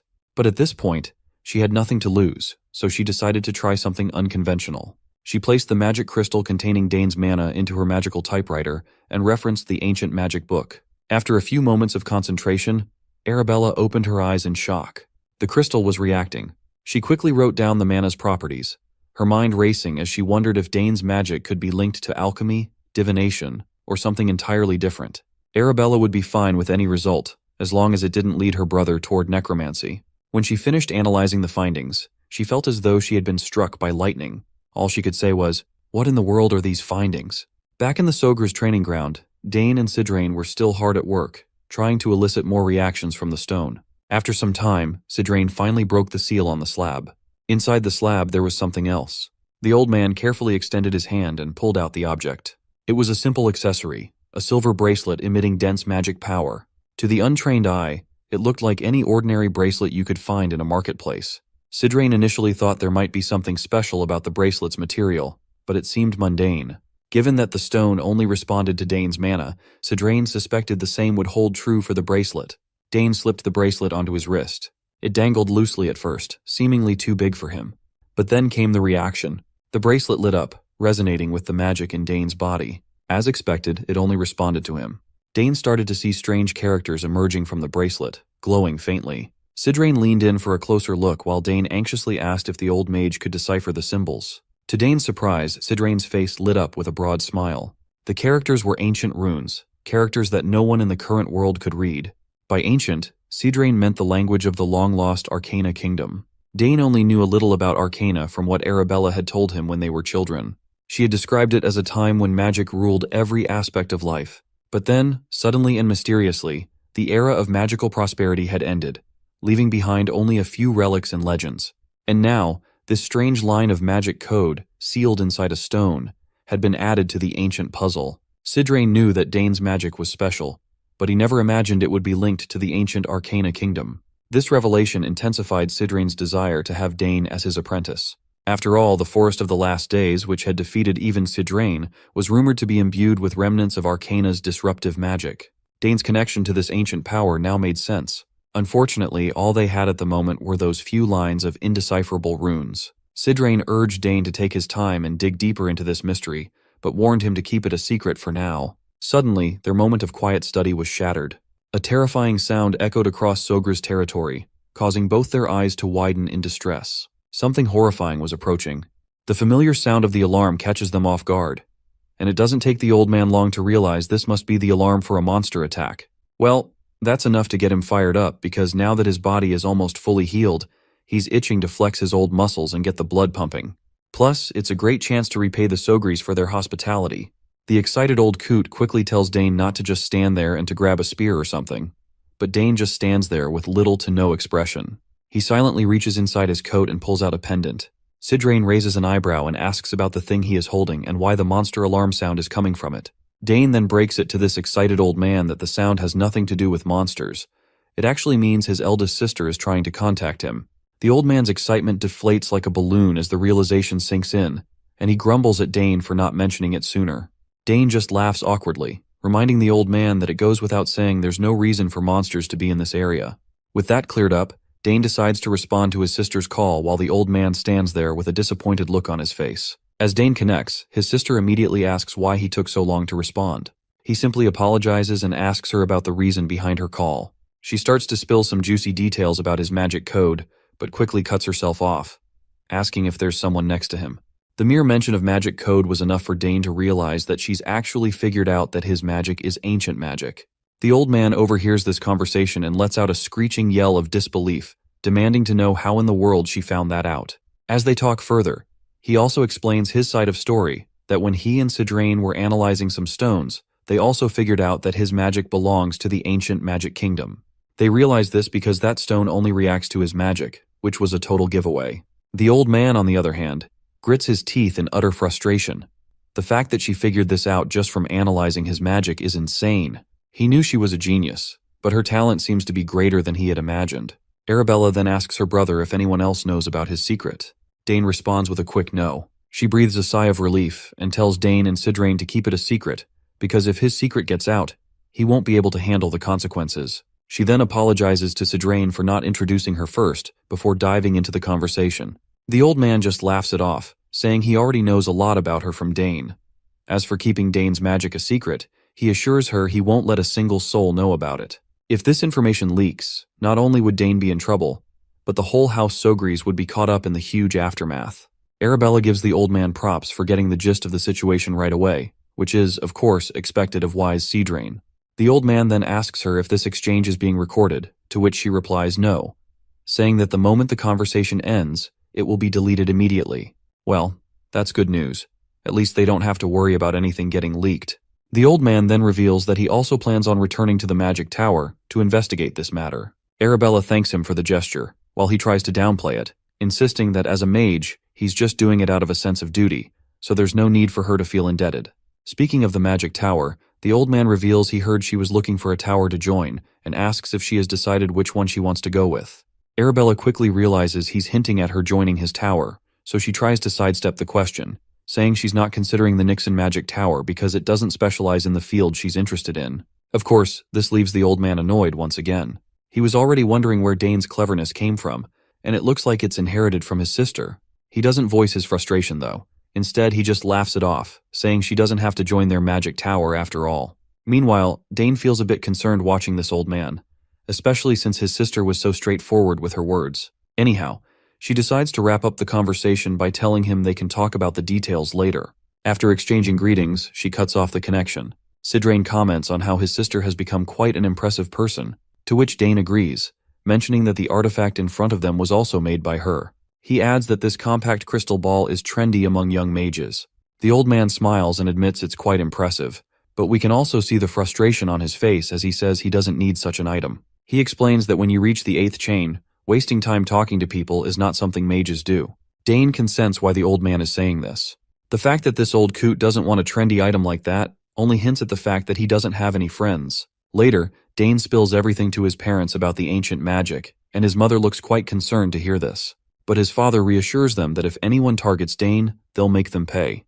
His mother agrees, saying she won't hold back when it comes to the safety of her son. Once again, Dane feels a bit uncomfortable with their intense protective instincts, but he has to admit there's nothing safer than being looked after by the two of them. Sogris then states that if what Dane said is true, does that mean their lineage holds latent ancient magic? His wife acknowledges this and also wants to know if any of their ancestors had it. She decides to check on her side of the family first. The matter is quite intriguing, and Dane can't help but wonder what could be unearthed if both sides of the family dug into this. Though it's not really important to him, it still makes him curious. Anyhow, his mother reminds him that he's already surpassed his limits in many ways. If he continues to stay here, it might hinder his growth, so he should consider slowly making his way to the capital. The mention of the capital startles him, and his parents further remind him that he needs to be at least 14 years old to enter the academy. Now that he's at that age, he shouldn't waste any more time. Sogris makes it clear that he wanted to keep Dane for another year or two before sending him off, but it doesn't look like there's anything left for him to learn here. His mother reassuringly puts her hand over his and tells him he can leave whenever he wants, emphasizing that the decision is entirely his to make. Dane is surprised to see this because he wasn't expecting them to have already come to terms with the fact that he needs to leave this place. His father is confident that his son will make him proud and encourages him to go and indulge in his talents to his heart's content. Dane smiles at this, saying he understands what they're both saying, and he promises to prepare for entering the academy.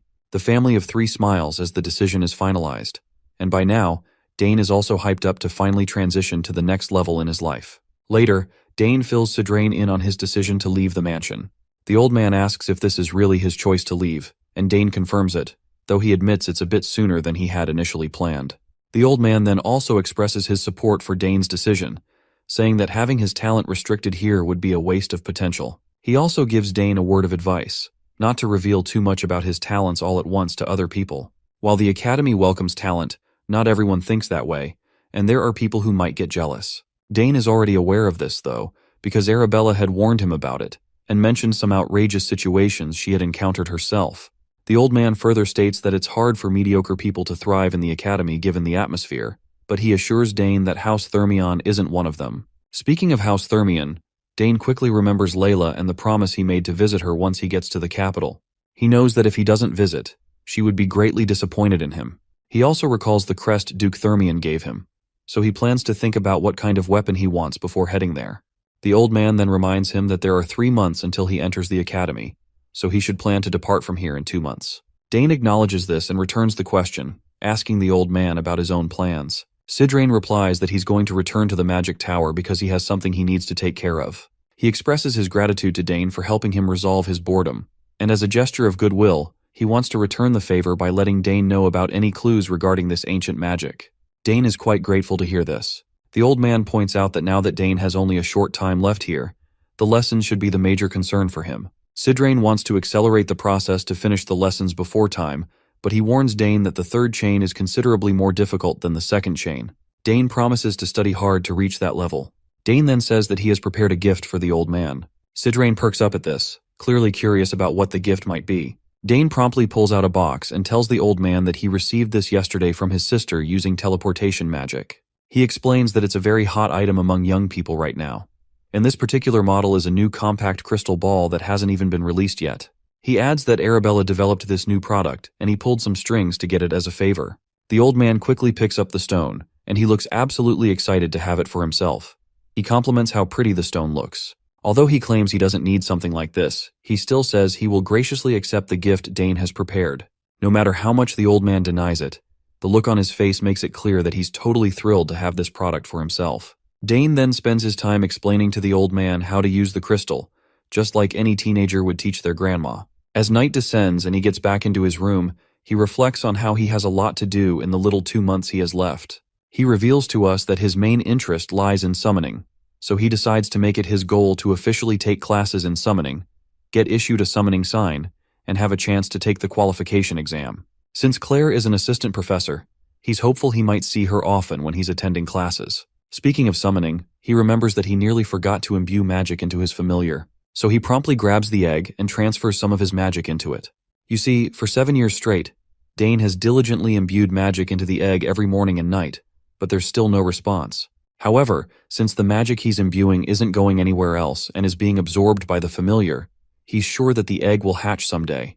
The next scene transitions to the academy, where students are chatting about the enrollment exams, which come in the form of 2 tests. One is a common exam, while the second is a specialization exam. The common exam is a type of prep exam focused on insights into the Empire's culture, history, and more, but Dane should have no problem with it. Arabella fills her brother in on the details through the crystal and reassures him that doing well on this exam is important, since it'll reflect on his admission score. After that, there's the specialization exam. As the name suggests, you have to pick a major and take a test, and the content is up to the professor. But Arabella is confident that this part will be a piece of cake for him too. Dane remembers that Arabella passed that test pretty easily, and she just smiles, saying, "Yep, it was a piece of cake for me." She then reveals that once he picks a major, he can't change it, so he has to choose carefully from the start. She mentions that she would really appreciate him if he chose magic. As Dane swings his sword on the training grounds, he can't help but crack an awkward smile at how she still hasn't given up on trying to persuade him to join the magic program. To brush her off, he tells her that he'll think about it. Then he asks if there's really no other way to change his major after enrolling, like she mentioned. Arabella explains that's usually how it works.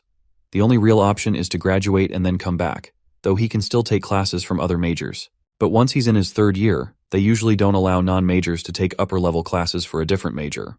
In other words, he's got one shot to pick a major. She also explains that for someone as talented as him, there's an autonomous major system. Dane is pretty fascinated to hear this and asks how it's different from the regular majors. His sister casually tells him that unless he plans on failing, she'd advise against applying there because no one has ever managed to pass that exam so far. But it seems like Dane's already set his sights on it, and the way he pauses for a moment tells his sister he's actually considering something daring. But he quickly assures her that he's not going to do anything reckless, and with that, he decides to contact her later. Once the call ends, Arabella wonders if she's being too pushy about him joining the magic program. Still, she thinks it's the best choice he's got.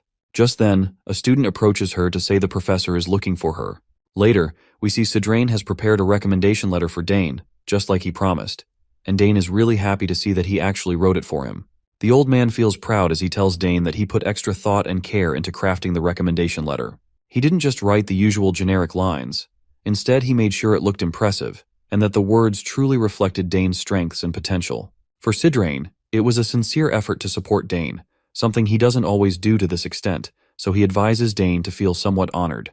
Dane quickly smiles and promises Sidrain that he'll live up to his expectations.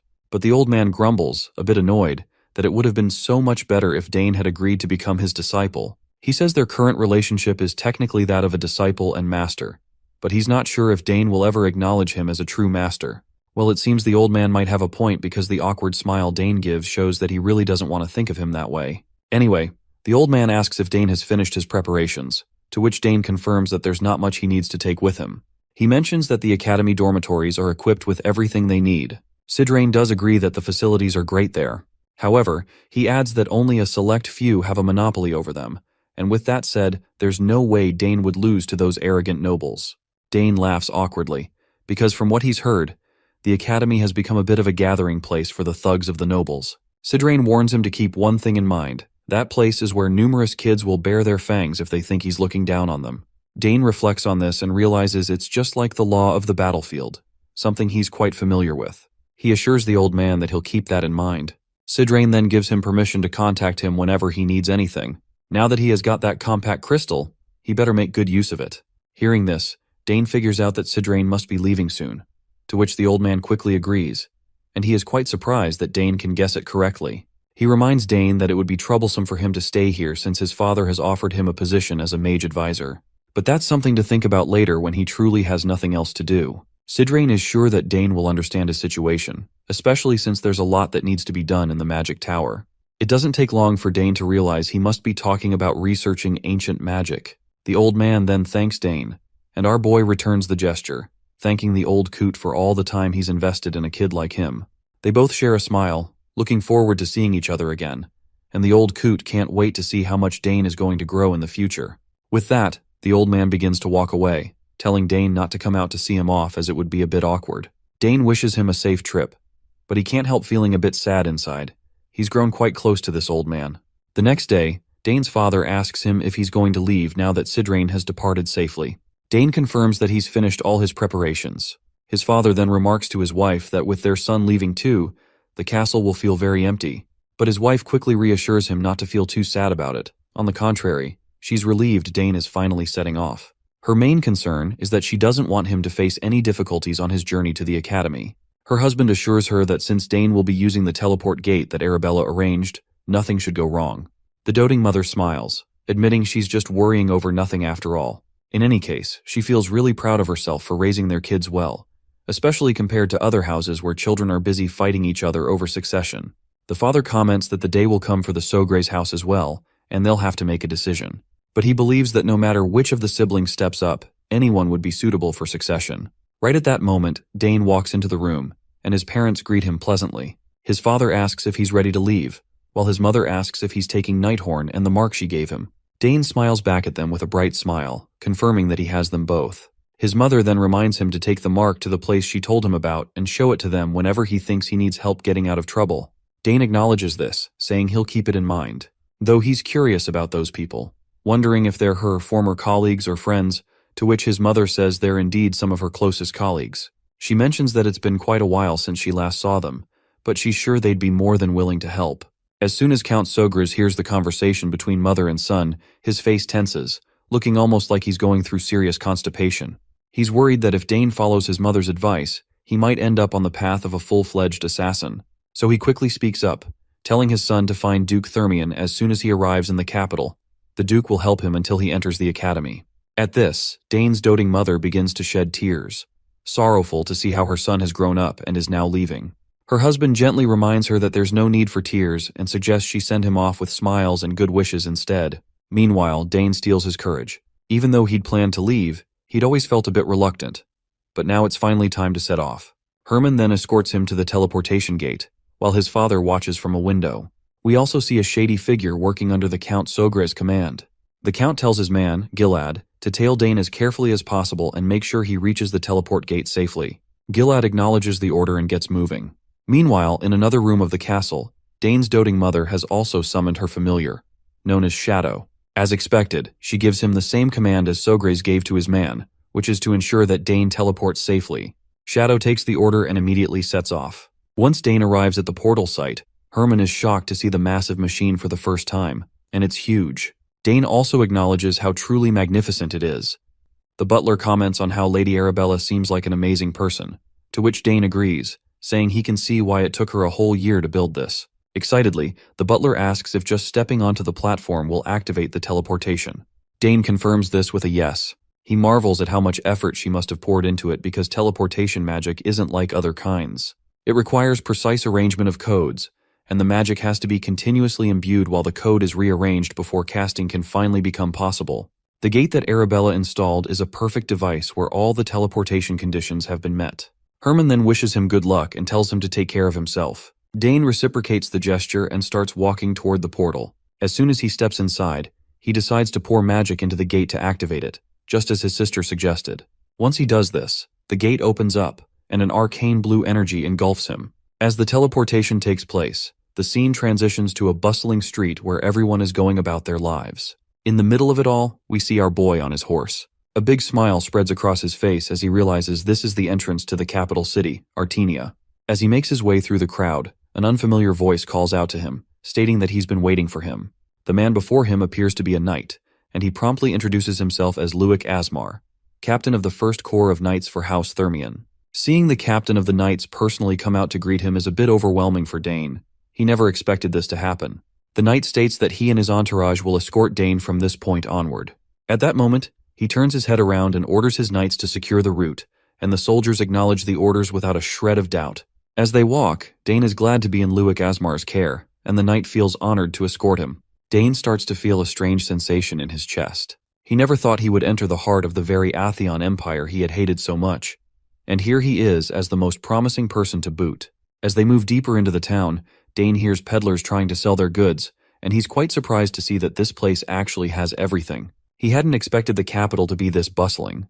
The knight then reveals that they are finally walking through House Thermian's estate. This perks Dane up, and as he looks ahead, he's absolutely boggled by the magnificence of the place. However, he can't shake the feeling that something is off, as if someone is watching him, making him wonder if he's imagining things. As Dane approaches the entrance, the household servants warmly welcome him inside, leaving him completely astonished. They stand in a flawless lineup, their etiquette and adherence to their roles perfect and natural. Quite a stark contrast to what he's used to in the southern region. Once Dane finally comes face to face with Duke Thermian, he promptly greets the head of the house and plops down on the ground to pay his respects. Thermian accepts the greeting warmly and invites him inside, eager to hear all the juicy details about his tiring journey. Once inside, Thermian comments on how much Dane has changed since the last time he saw him 7 years ago. He's sure that even kids 1 or 2 years older than Dane wouldn't compare to the riz and aura he has, and he's certain that Count Sogris must be a proud father. He further states that while this place might not measure up to Count Sogris's castles, he tells Dane to enjoy his stay until the Academy's entrance exam. He also promises to assign a servant to Dane, who would fulfill any wish he desires. Dane thanks him and promptly asks about Layla, wondering what she's been up to and how she's doing. Thermian says she's good for the most part, but asks if Dane has had any disagreements with her recently. Dane inquires what he means by that, and Thermian explains that these days, whenever Dane's name comes up, Layla always seems a bit unpleasant. Dane quickly states that he doesn't remember having any disagreements with Layla. Thermian takes this into account and assumes it might be due to the pressure she's feeling from the entrance exam, but he's confident that someone like Layla will easily pass it. Meanwhile, Dane wonders what could have caused her to act so strangely and thinks maybe it's just a phase related to puberty. Thermian then decides to give Dane some time to rest, suggesting they can catch up later, but he hints that Dane should be gentle. Dane, of course, doesn't understand what that's supposed to mean, but Thermian quickly assures him that he'll find out soon enough. Once the servant escorts Dane to his room, he looks around and thinks about how he'll be staying here for a week until the entrance exam. However, he notices that the room is a bit extravagant for a guest room. He simply throws his bag down and decides to unpack before finding the training grounds. At that moment, we catch a glimpse of Our Lady entering the room uninvited, and she decides to take him to the training ground. As soon as this voice falls into Dane's ears, it doesn't take Dane long to recognize who is behind him, and as soon as he turns around, he sees Layla. She looks like she's grown a lot since the last time he saw her, and her growth in some areas is definitely noticeable. She looks annoyed and asks why he took so long to get here, clearly frustrated that he made her wait all these days. Dane can't help but burst into happiness when he sees her and jumps right in, asking how she's been. Layla shoots back that she's been doing super well. But before he can dive into a nice catch-up, he has to deal with her fury. She's absolutely livid that he didn't write her any letter for a long time, even though he promised he would. She asks him why he didn't even bother to write her a letter in recent years, or at least let her know when he was arriving. Dane, looking a bit clueless, admits he completely forgot to fill her in, and apologizes for it. Of course, Layla isn't satisfied with his half-hearted apology. He tries to remind her that at least he actually showed up like he promised, explaining that he was super busy getting ready to come to the capital and kind of forgot about everything else. He pleads with her to let him off the hook just this once. Not surprisingly, she pouts like a stubborn wife, and Dane can clearly see the annoyance etched across her face. He asks if there's anything he can do to make it up to her. He apologizes again and promises to do whatever she asks. Layla raises an eyebrow, asking if he's for real. Dane just gives her an awkward smile and decides to agree to whatever she says to deflect some of her anger. Finally, he asks her what he could do to make it up to her. She thinks for a moment and then suggests they have a little spar. Dane is startled by the unexpected request. Definitely not something he saw coming, but he goes along with it anyway. Meanwhile, Layla snickers, clearly feeling proud of herself. She asks if he's sure he won't regret it because she's way stronger now and isn't that whiny kid who used to learn how to release mana from him. Dane is taken aback by her newfound confidence. It really makes him think that she must have grown a lot over the past 7 years to feel this self-assured. Speaking of improvements, he remembers she mentioned winning a competition in one of her letters. Layla is surprised he remembers that and explains she won the Danter Cup hosted by the royal family. As far as he recalls, it was a tournament for kids under 15. She confirms this, saying the competition was fierce, and if he had participated, she's sure they would have made it to the finals together. He reassures her that they can totally make up for that now. She then asks if he is sure that he wants to spar, since the entrance exam is near, and if he gets hurt, it might be troublesome for him. Dane shrugs it off, saying she does not have to worry about that. But still though, in his mind, he wonders why they would be getting hurt in the first place. With that settled, she decides to have the sparring match tomorrow since it's already too late for today. When the next day arrives, we find them outside ready for the spar. She asks if he has a weapon for practice because she definitely doesn't want to hear that he's still using a bladeless weapon. He reminds her that it's just going to be a light match, so it's normal to use practice weapons. After all, no matter how much she's trained as a warrior, she can't handle every situation. He asks her what she would do if she ended up getting hurt while sparring. She confidently tells him not to worry, because they have the best healer in the Empire right here in residence. But Dane raises a valid point, asking what if something serious happens before the healer can do anything. Layla stutters for a moment, trying to come up with a response. He tells her that if she wants to use a blade weapon, she should be prepared mentally for it. She wonders why he's making things so complicated when it's just going to be a little spar. Eventually she relents and agrees to use practice weapons. She instructs one of the servants to bring over some practice weapons. While the servant is fetching them, Dane looks at her and feels genuinely glad to see how confident she is. Just like the rumors say, it won't be long before she reaches the status of her two older brothers, who are both active knights. There's even a good chance that House Thermion might see its first female head of the family soon. Dane wonders if teaching her how to release mana was a huge turning point in her growth. It looks like this is true. As we peek into Layla's thoughts, we discover that she feels grateful to him. Thanks to his guidance, she learned the basics of wielding magic much faster than others her age, and she has even formed 2 mana cores now. She has waited so long for this day, and if she were to win, she wonders if Dane would feel down about it. The servant finally fetches the requested equipment. Once Dane is equipped with a dummy spear, he swings it around for a moment to get the blood pumping in his muscles. After that, he takes his stance and asks her if she's ready. Layla confirms that she is and takes her stance with a dummy sword in hand. She reflects on how she was able to fight against a spear wielder in the Danter Cup, and he wasn't all that hard to deal with. Since the spear is a long-range weapon, its effectiveness diminishes rapidly as the distance decreases. Keeping that in mind, she charges toward Dane recklessly to strike him.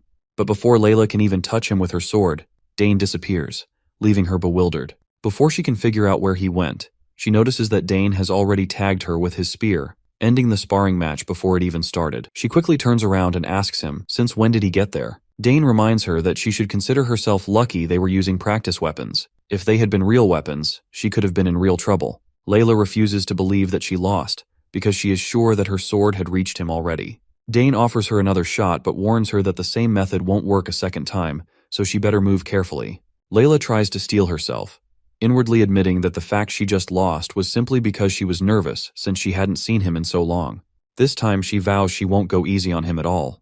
That's when Layla spots her father standing on the balcony, watching everything happen. Dane also notices the Duke and is surprised to see that he came just to observe her girl's potential firsthand. He can understand this doting father's intentions quite well. After she won the Danter Cup, he must be worried about his daughter, who has been working so hard. But Dane is confident that this match will ease the Duke's worries as he witnesses her true potential. Layla feels even more fired up because of her father's presence, and she is eager to prove herself by giving everything she has in this final spar. Dane nods in acknowledgement and tells her to show him all she's got. As the battle commences, the exchange of blows between the two reaches an insane speed. This time, Layla is giving it everything she has. But despite all her efforts, Dane points out that she still has a bit more to go, encouraging her to try harder. The Duke can't help but snicker, feeling proud of his daughter. He's glad to see that in this match they seem to be evenly matched so far, but he's curious about how it's all going to end. But suddenly something shifts. A strange and ominous feeling creeps into the air, and he notices that the confident smile Dane had just moments ago has vanished, replaced by a serious expression that makes him look like a warrior ready for battle. Well, it seems that Duke is experiencing PTSD because everything about our boy looks strangely familiar to him. As their duel continues, Layla gives it her all to overpower Dane, but it's clear she's no match for him.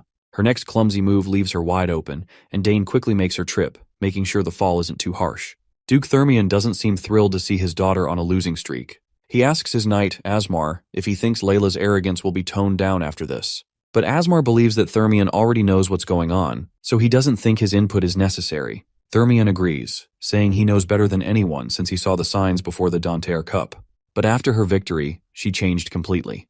Meanwhile, the fight rages on as the Duke points out that he'd considered having a stern word with her, but thought it would be best if she figured things out for herself. Asmar also agrees with this idea. Thermion then questions his knight once again, asking how many mana cores Dane might have inside him. Considering Dane's talent, the knight guesses at least 3. But Thermion disagrees right away, thinking it's probably 2, with a very slim chance of it being 3. Asmar inquires the reason behind the Duke's words. In response, Thermion tells his knight to take a closer look. What's overwhelming Layla isn't Dane's spearmanship or superior speed, it's his tactical movements, something Layla has never experienced before. We then zoom in over Layla, who is completely baffled as to how Dane is countering every move she throws at him. In order to clarify, Dane points out that her sluggish movements are making it easy for him to predict her actions. All her attacks are too predictable, giving him the upper hand. Meanwhile, Thermion asks Asmar if he can't see the spirit of a seasoned swordsman in Dane. The knight agrees immediately, but admits he's curious about how Dane, at his age, could possibly have this much experience. Thermion confesses he's just as clueless. He then reflects on how Layla's greatest growth came 7 years ago, after they returned from the Southern Inspection Tour. Meeting Dane back then had a profound impact on her, and he's certain that this time will be no different. Asmar acknowledges this and admits he's also surprised by this boy.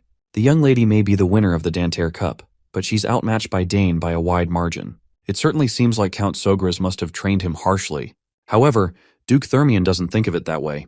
On the contrary, he believes Sogras isn't the type to train someone harshly. And besides, Dane doesn't seem like someone who would need such training in the first place. Asmar isn't entirely sure where the Duke is going with this, so Thermion makes it plain. He states that this boy is no ordinary person. He's someone with overwhelming talent, a true genius. He further speculates that Dane likely didn't participate in the Danter Cup simply because he wasn't interested. While Asmar outwardly agrees with his senior's assessment, but inwardly, he finds the idea ridiculous. The Danter Cup is something every boy and girl in the Empire aspires to win. Why wouldn't Dane be interested in it? Thermion continues, reminding his knight that no one of Dane's age has skills remotely on his level. Just as the Duke says this, his daughter buckles over her knees in exhaustion. Watching her, Thermion reflects that these battles might be exactly what she needs to humble her personality a little. He hopes that Layla realizes her shortcomings from this sparring session. If she can let go of her arrogance and focus on becoming more skilled with the sword, she'll be able to completely surpass her brothers. Now let's switch to Layla's perspective, where she's facing one humiliating defeat after another. She's finally starting to realize that Dane isn't just a tough opponent. He's on a whole different level. She always knew their talents were different, but to discover that the gap between them is this vast is a jaw-dropping moment for her. Seeing that she's exhausted, Dane decides to call it a day. It seems Dane was simply doing what Duke Thermion had hoped, playing along to remind Layla that she's not the best. As they walk, she's visibly annoyed and lashes out at him, demanding to know how on earth he trained to get this good. In response, Dane casually replies that he just practiced diligently. What a savage. His nonchalant answer completely rattles Layla, who can't help but feel frustrated. She thinks he's trying to undermine all the effort she's put into her own training, as if to say she hasn't worked just as hard. Dane, ever the savage, replies again and tells Layla she just has to work harder. With that, he decides to leave. But Layla isn't one to back down. She makes it clear that she won't lose next time. Dane, already looking forward to their next encounter, doesn't say much and leaves her to reflect on their dynamic. To Layla, Dane is the only person her age she truly admires, but at the same time, he's also someone she desperately wants to surpass. She wants to prove that she's not just a kid waiting to be taught. Yet, no matter how hard she tries, he always seems further out of reach. Still, she tells herself to wait and see. Next time, she's going to win. A few days pass, and we learn that the Imperial Academy's entrance exam is more than just a test. It's a full-blown festival. Talented individuals from all corners of the Empire flock to the capital, bringing their families and attendants along. This results in thousands of people pouring into the capital at once. This year, around 6,000 applicants signed up for the exam. There were no prerequisites other than paying the exam fee, making it accessible to anyone. However, the competition was fierce. Nearly 2/3 of the applicants didn't make it past the first test. Now, with the pre-selection over, 2,000 applicants remain, preparing for the next challenge in the form of the specialization exam. Inside the academy, the big shots gathered to discuss the influx of applicants. This year, over 2,000 students passed the first test, so things are bound to get busy. One of them asks how many will pass this time, and a lady responds confidently, 200 at most. They all speculate about the kind of students who will make it. The man leading the conversation is Professor Donavo, Dean of the Magic Department. The lady speaking is Ingrid, Dean of the Spearmanship Department. Donavo asks when the scores for the test will be released, admitting that he's curious to know who ranked first. Someone casually mentions that the top scorer in swordsmanship is likely to be the young lady from House Thermion. After all, she's the winner of the Danter Cup. and no one questions the outstanding way Duke Thermion has raised his children. The conversation continues with the dean of the summoning department, Delphine, a sharp lady with glasses, and the professor sitting beside her is Esternade, the dean of the swordsmanship department. While everyone throws around guesses about who is going to be the top student, Denavo sits quietly. That's when he cuts through the chatter, calling out everyone for their wild assumptions. He pulls out a letter that draws all eyes to him. When asked what it is, Denavo explains that it's a recommendation letter from Sidrain, and it even bears the Nixon Magic Tower's seal, imbued with mana. Everyone's jaws drop. Out of all the years, Sidrain has finally recommended someone he believes is worthy. The room is thick with disbelief. Even so, some insist there's no way this person could outperform the winner of the Danter Cup. Denavo, however, isn't done. He reminds everyone that Sidrain, who is famous for never taking on a disciple, has actually sent a recommendation letter. Not only that, but the child in question is just 14 years old and already a 3-chain mage. By now, everyone is dying to know who this prodigy might be. Denavo lets the suspense build before finally revealing the name, Dane Sogres of House Sogres. The room is stunned into silence. What makes this revelation even more staggering is the fact that there are already 2 geniuses from House Sogres enrolled in the academy, and now there's going to be a third. They are sure that this is definitely going to grab everyone's eyeballs. Esternade remembers that the House of Sogres is renowned for its expertise in spearmanship, but a mage's recommendation letter doesn't really make sense. It seems Sogres is about to become famous for its magic instead. Lady Ingrid shares the same thoughts. She had assumed he would apply for spearmanship, so this is a surprising twist. Denavo, on the other hand, is excited to see him join the magic department. With his sister Arabella already there, he'll be a fantastic addition to make the department even better. After all, the Imperial Academy is best known for its magic. Suddenly, a lady rushes into the meeting to announce that the test results are in. A system window displaying the results pops up. It reveals that the swordsmanship department has admitted 1,367 students, the magic department 227, and the summoning department only 152. The numbers for the swordsmanship department are staggering, especially when compared to the other departments, leaving everyone present in awe.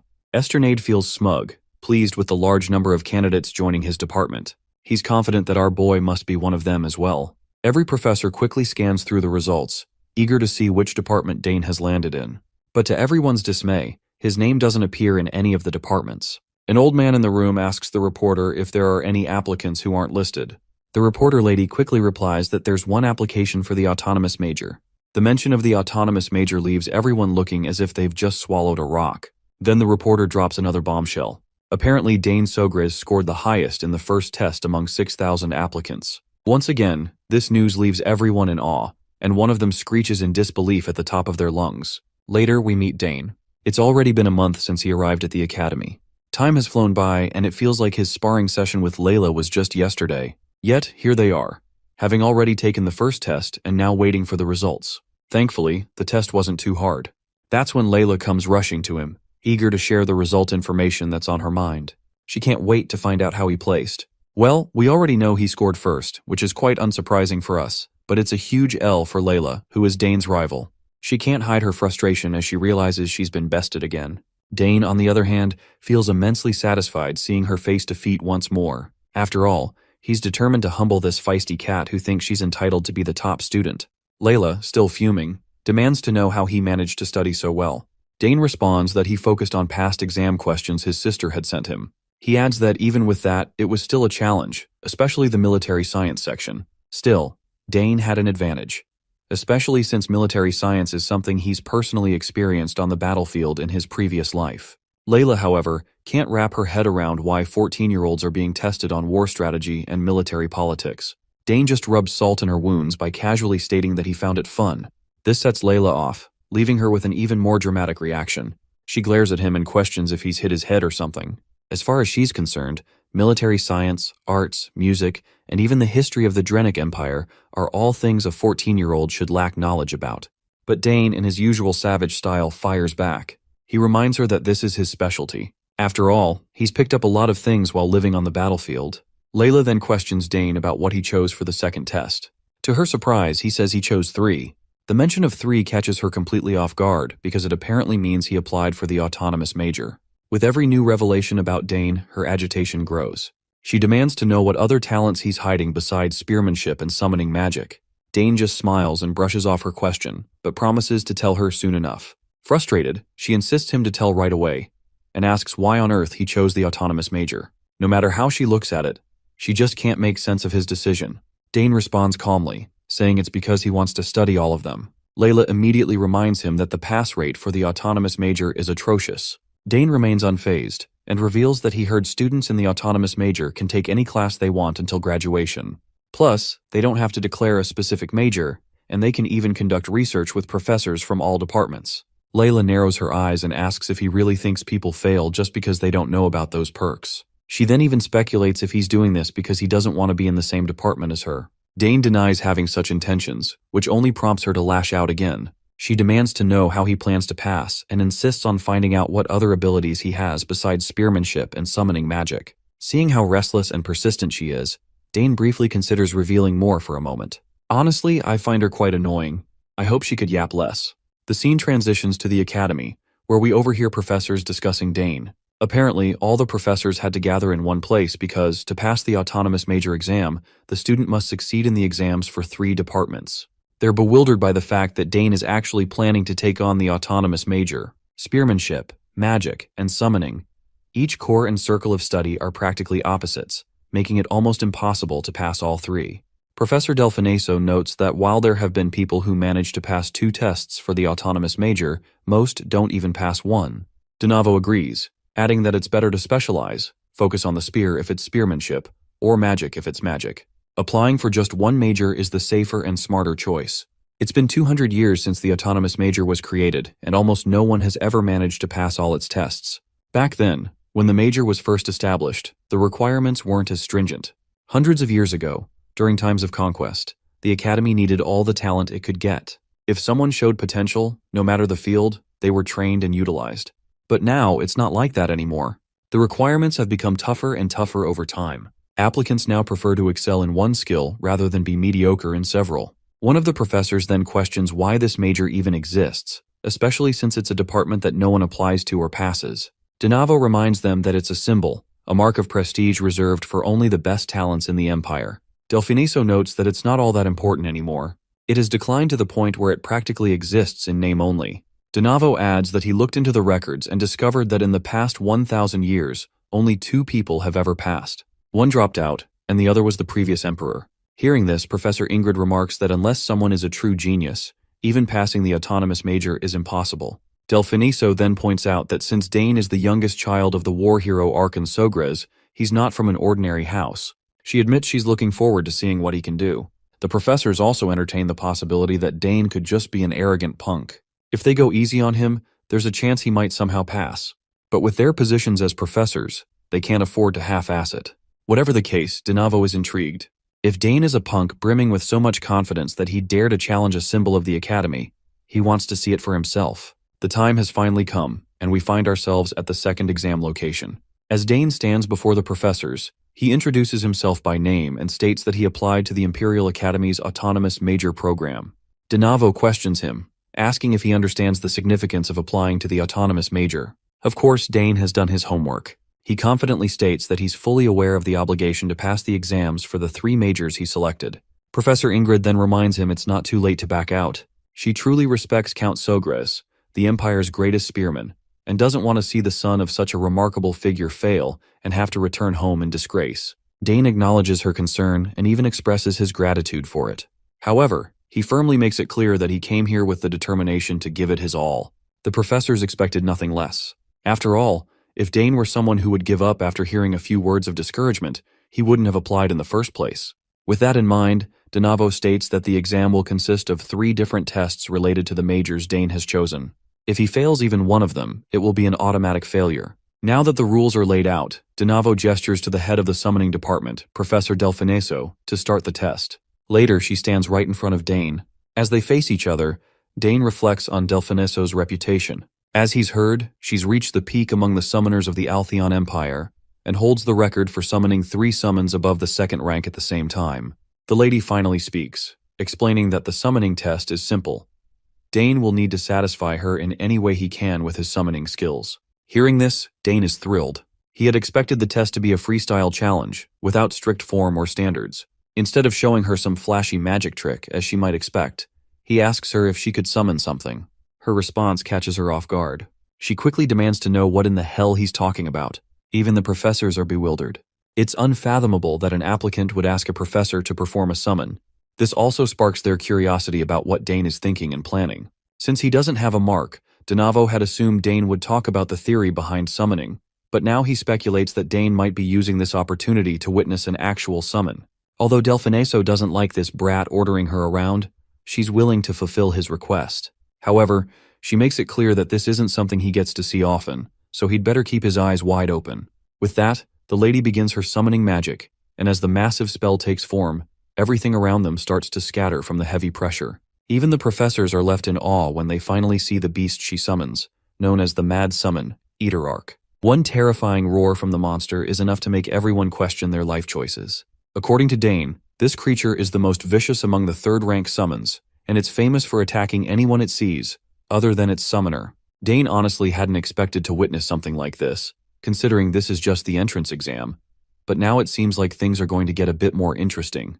Now that she's done as he demanded, Delfineso tells Dane to show her whatever it is he was planning to do. The spectators of the test are also in awe because even among the fourth-ranked creatures, Eaterarch is the most vicious. Even if several dual-class knights attacked it at once, they'd have trouble defeating it. Even Professor Ingrid has no idea why Delfineso summoned something as massive as this. Meanwhile, Dane simply continues to step forward toward the monster, which causes Delfineso to panic. She quickly warns him to back off immediately because if he gets too close, it's clear the beast will attack. But Dane ignores the warning, and after getting dangerously close to the monster, he simply says he's just trying to prove his capabilities as a summoner. Delfineso acknowledges this, but she didn't tell him he had to jump into the raging fire to prove himself. But Dane simply extends his hand, reassuring her that she doesn't have to worry about that.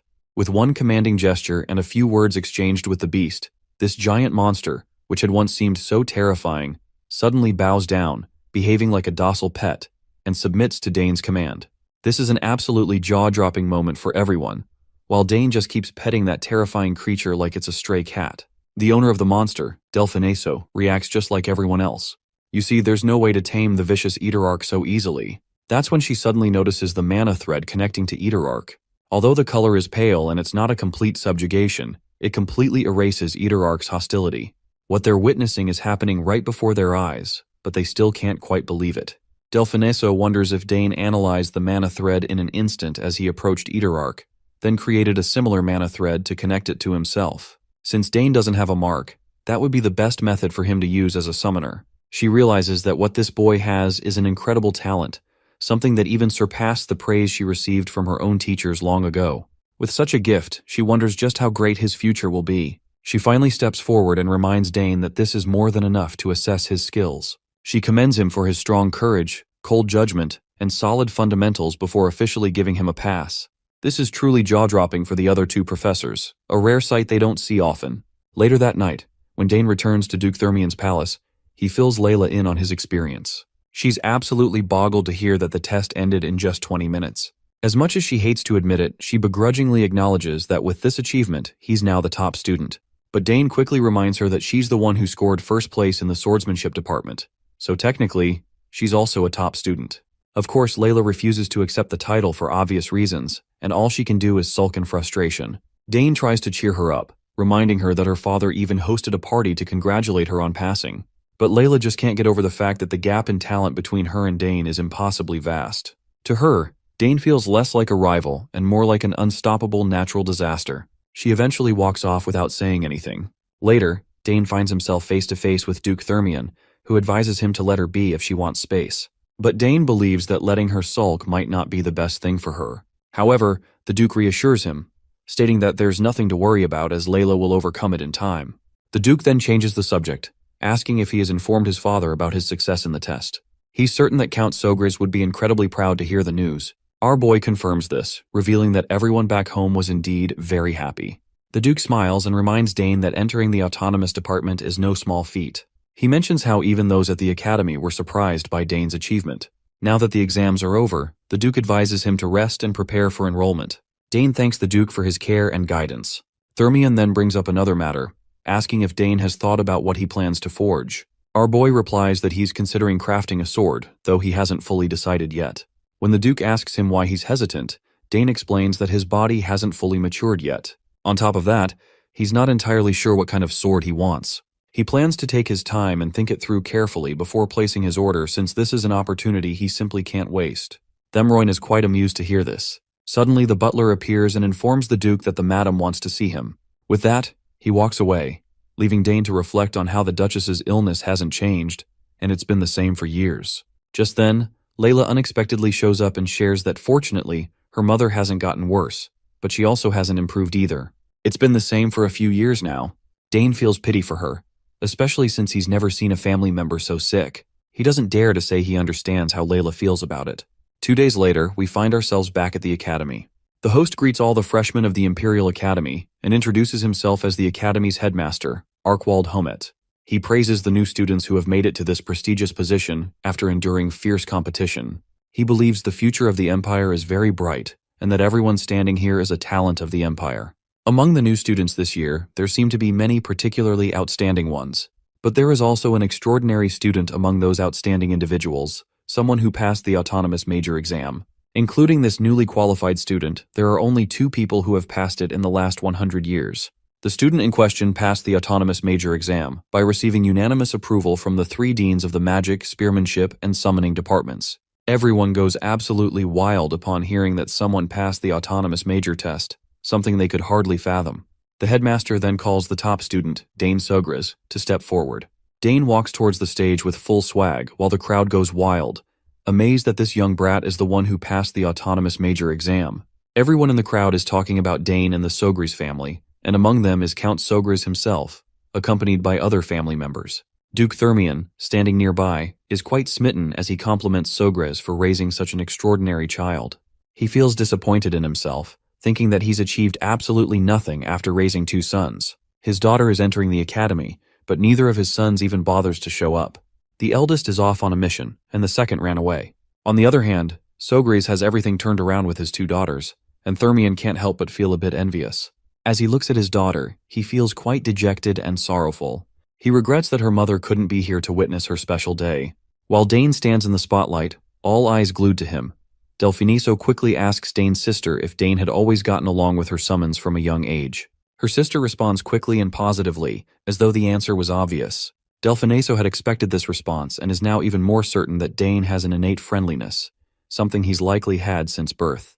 Delfiniso reflects on the situation, thinking that Dane is a rare case. He is far better than most summoners, despite lacking any visible sign of a summon. The sister then wonders aloud if Dane's high level of friendliness would allow him to summon creatures from beyond the horizon. To understand this question, a bit of context is needed. Beyond the horizon refers to another world, one from which summons once came. The link to that world had been lost over 100 years ago. Delfiniso finally concludes that it's possible. He believes the summons from that world have the ability to choose their summoners, which could make such a feat more than achievable. Meanwhile, the principal steps up to Dane, finally meeting him face to face. He hands our boy a piece of paper while expressing his high hopes that this extraordinary student will demonstrate his full talents at the academy. Dane proudly grabs the paper and acknowledges it with a smile. Meanwhile, all the scattered students gather and form a line for the oath-swearing ceremony, led by the first-year representative. Later, we see Dane completely lost in his own pleasant thoughts, basking in the glow of his first major achievement. He's finally made it into the academy. It took quite a bit of time and effort to get here, but he's determined not to waste this second chance at life. This is just the beginning, and he's ready to achieve so much more. The next scene takes us to the Academy's main auditorium. A few representatives wrap up their introductory speeches about the Academy, and the students are given a short break before the next scheduled activity.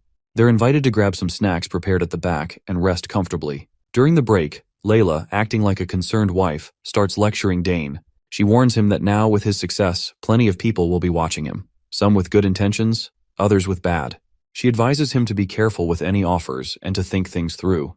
As she keeps yapping, Dane waves her worries off, insisting he already knows how to handle himself. But Leela doesn't stop. She brings up the topic of clubs, reminding him about their importance.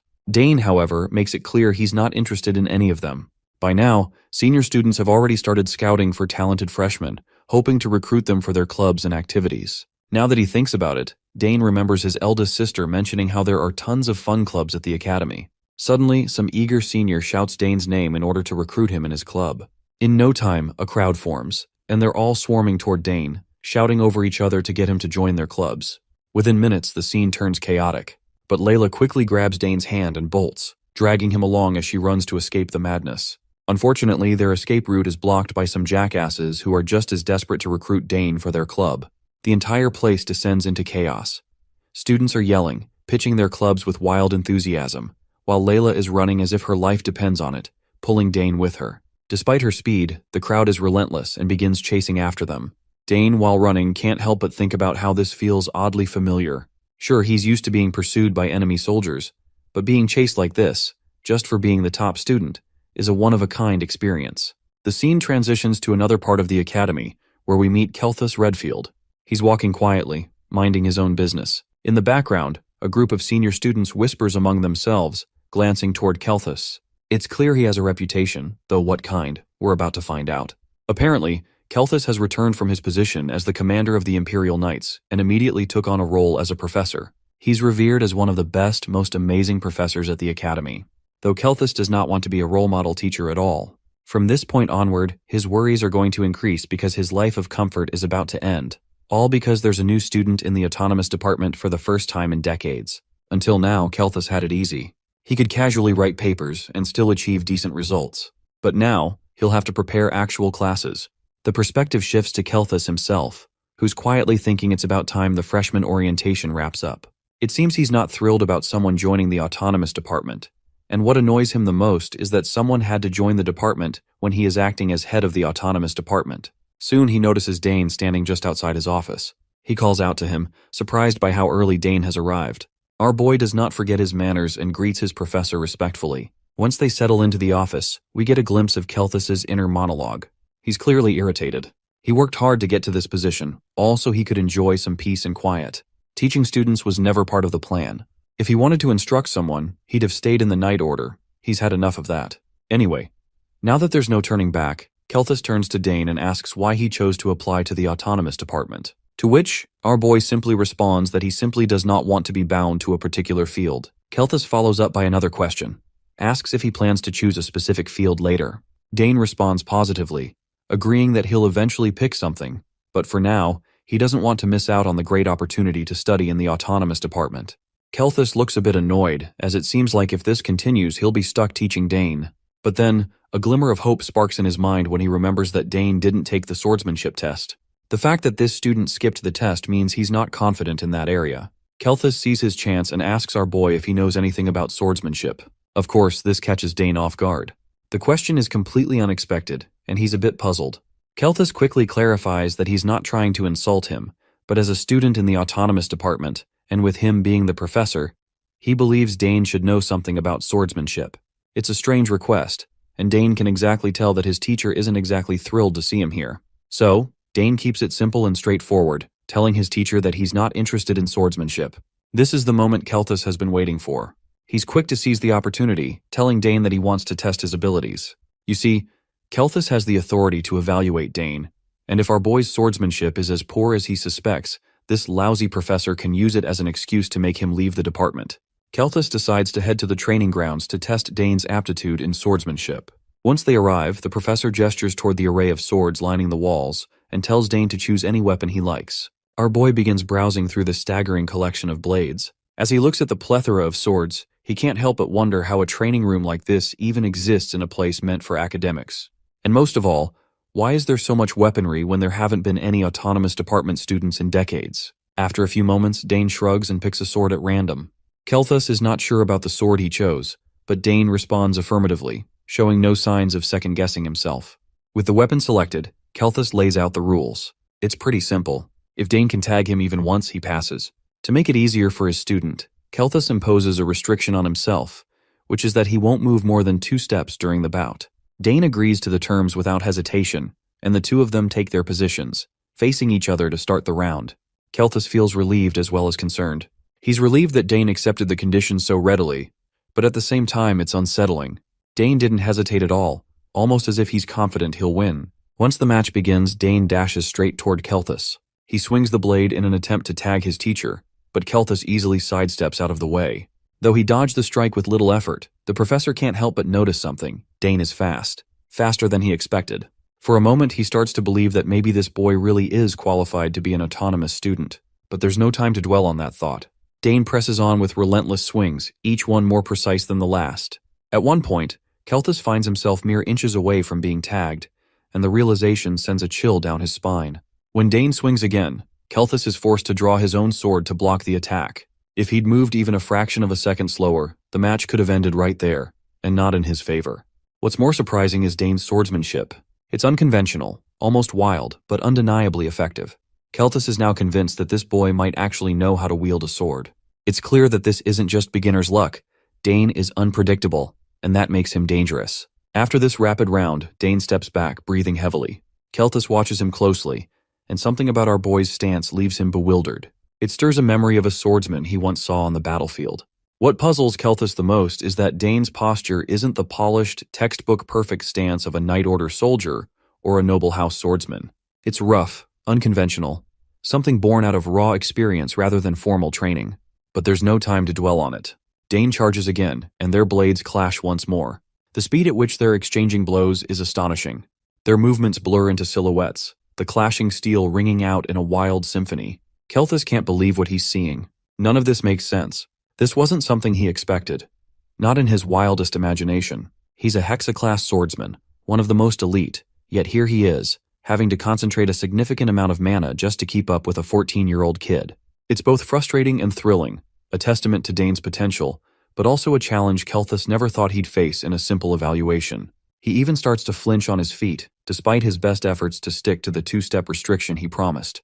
Each swing from Dane feels heavier, and the way our boy fights tugs at something in his memory. It's oddly familiar. Kelthus's mind flashes back to the battlefield, where he once faced a lone knight with the same wild, unyielding energy. He remembers how shocked he was to see such a courageous warrior, someone who fought with reckless abandon, showing no allegiance through coats of arms or flags. The madman tore through the battlefield, a force of chaos that everyone struggled to handle. As the memory fades, Kelthus snaps back to the present, just in time to feel the cold tap of Dane's blade against him. He's been tagged. Dane cracks a small smile at the victory but doesn't laugh, especially since it would be insulting to his teacher. Instead, he innocently states, "I think my sword hit you." As much as Kelthus hates to admit it, a promise is a promise. He gives Dane a reluctant pass. Meanwhile, Dane finally relaxes as well. It was no easy feat keeping up with Kelthus. If it hadn't been for the handicap the professor imposed on himself, Dane is sure he wouldn't have stood a chance. Meanwhile, Kelthus is equally overwhelmed. He can't deny the ridiculous talent hidden inside this boy. Even with the handicap, Dane should never have been able to push back against a Hexa-class professor like himself. He now understands why Dane wasn't nervous about the swordsmanship test. With this kind of talent, it's no wonder. He turns to Dane and asks him why he didn't apply to the swordsmanship department instead. Dane replies simply that he thought his family would be sad. Kelthus is confused to hear this, as this remark doesn't make much sense. But now that he thinks about it, Dane's father is a genius spearman, and his sisters are skilled in magic and summoning. It becomes clear why Dane applied to the 3 departments. He was trying to fulfill his family's expectations. Now Kelthus finally realizes the truth the hard way. It wasn't that Dane lacked confidence in swordsmanship. It was that he simply didn't want to practice it.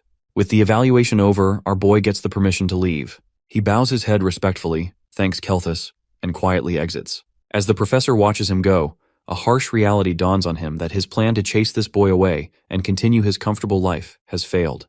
There's no easy way out now. As the door shuts, Kelthus closes his eyes. His mind drifts back to the past, where he recalls a conversation he had with his fellow. He asked his fellow about the knight in front of it, and his fellow responded that he is Argrick. Later, Dane meets his second sister, who is pretty bewildered to learn that he passed the test. As far as she knows, Professor Kelthus isn't the kind of person to let anyone pass so easily. You see, that professor has only ever attended one faculty meeting, and even that was because the headmaster called him personally. He absolutely hates being bothered.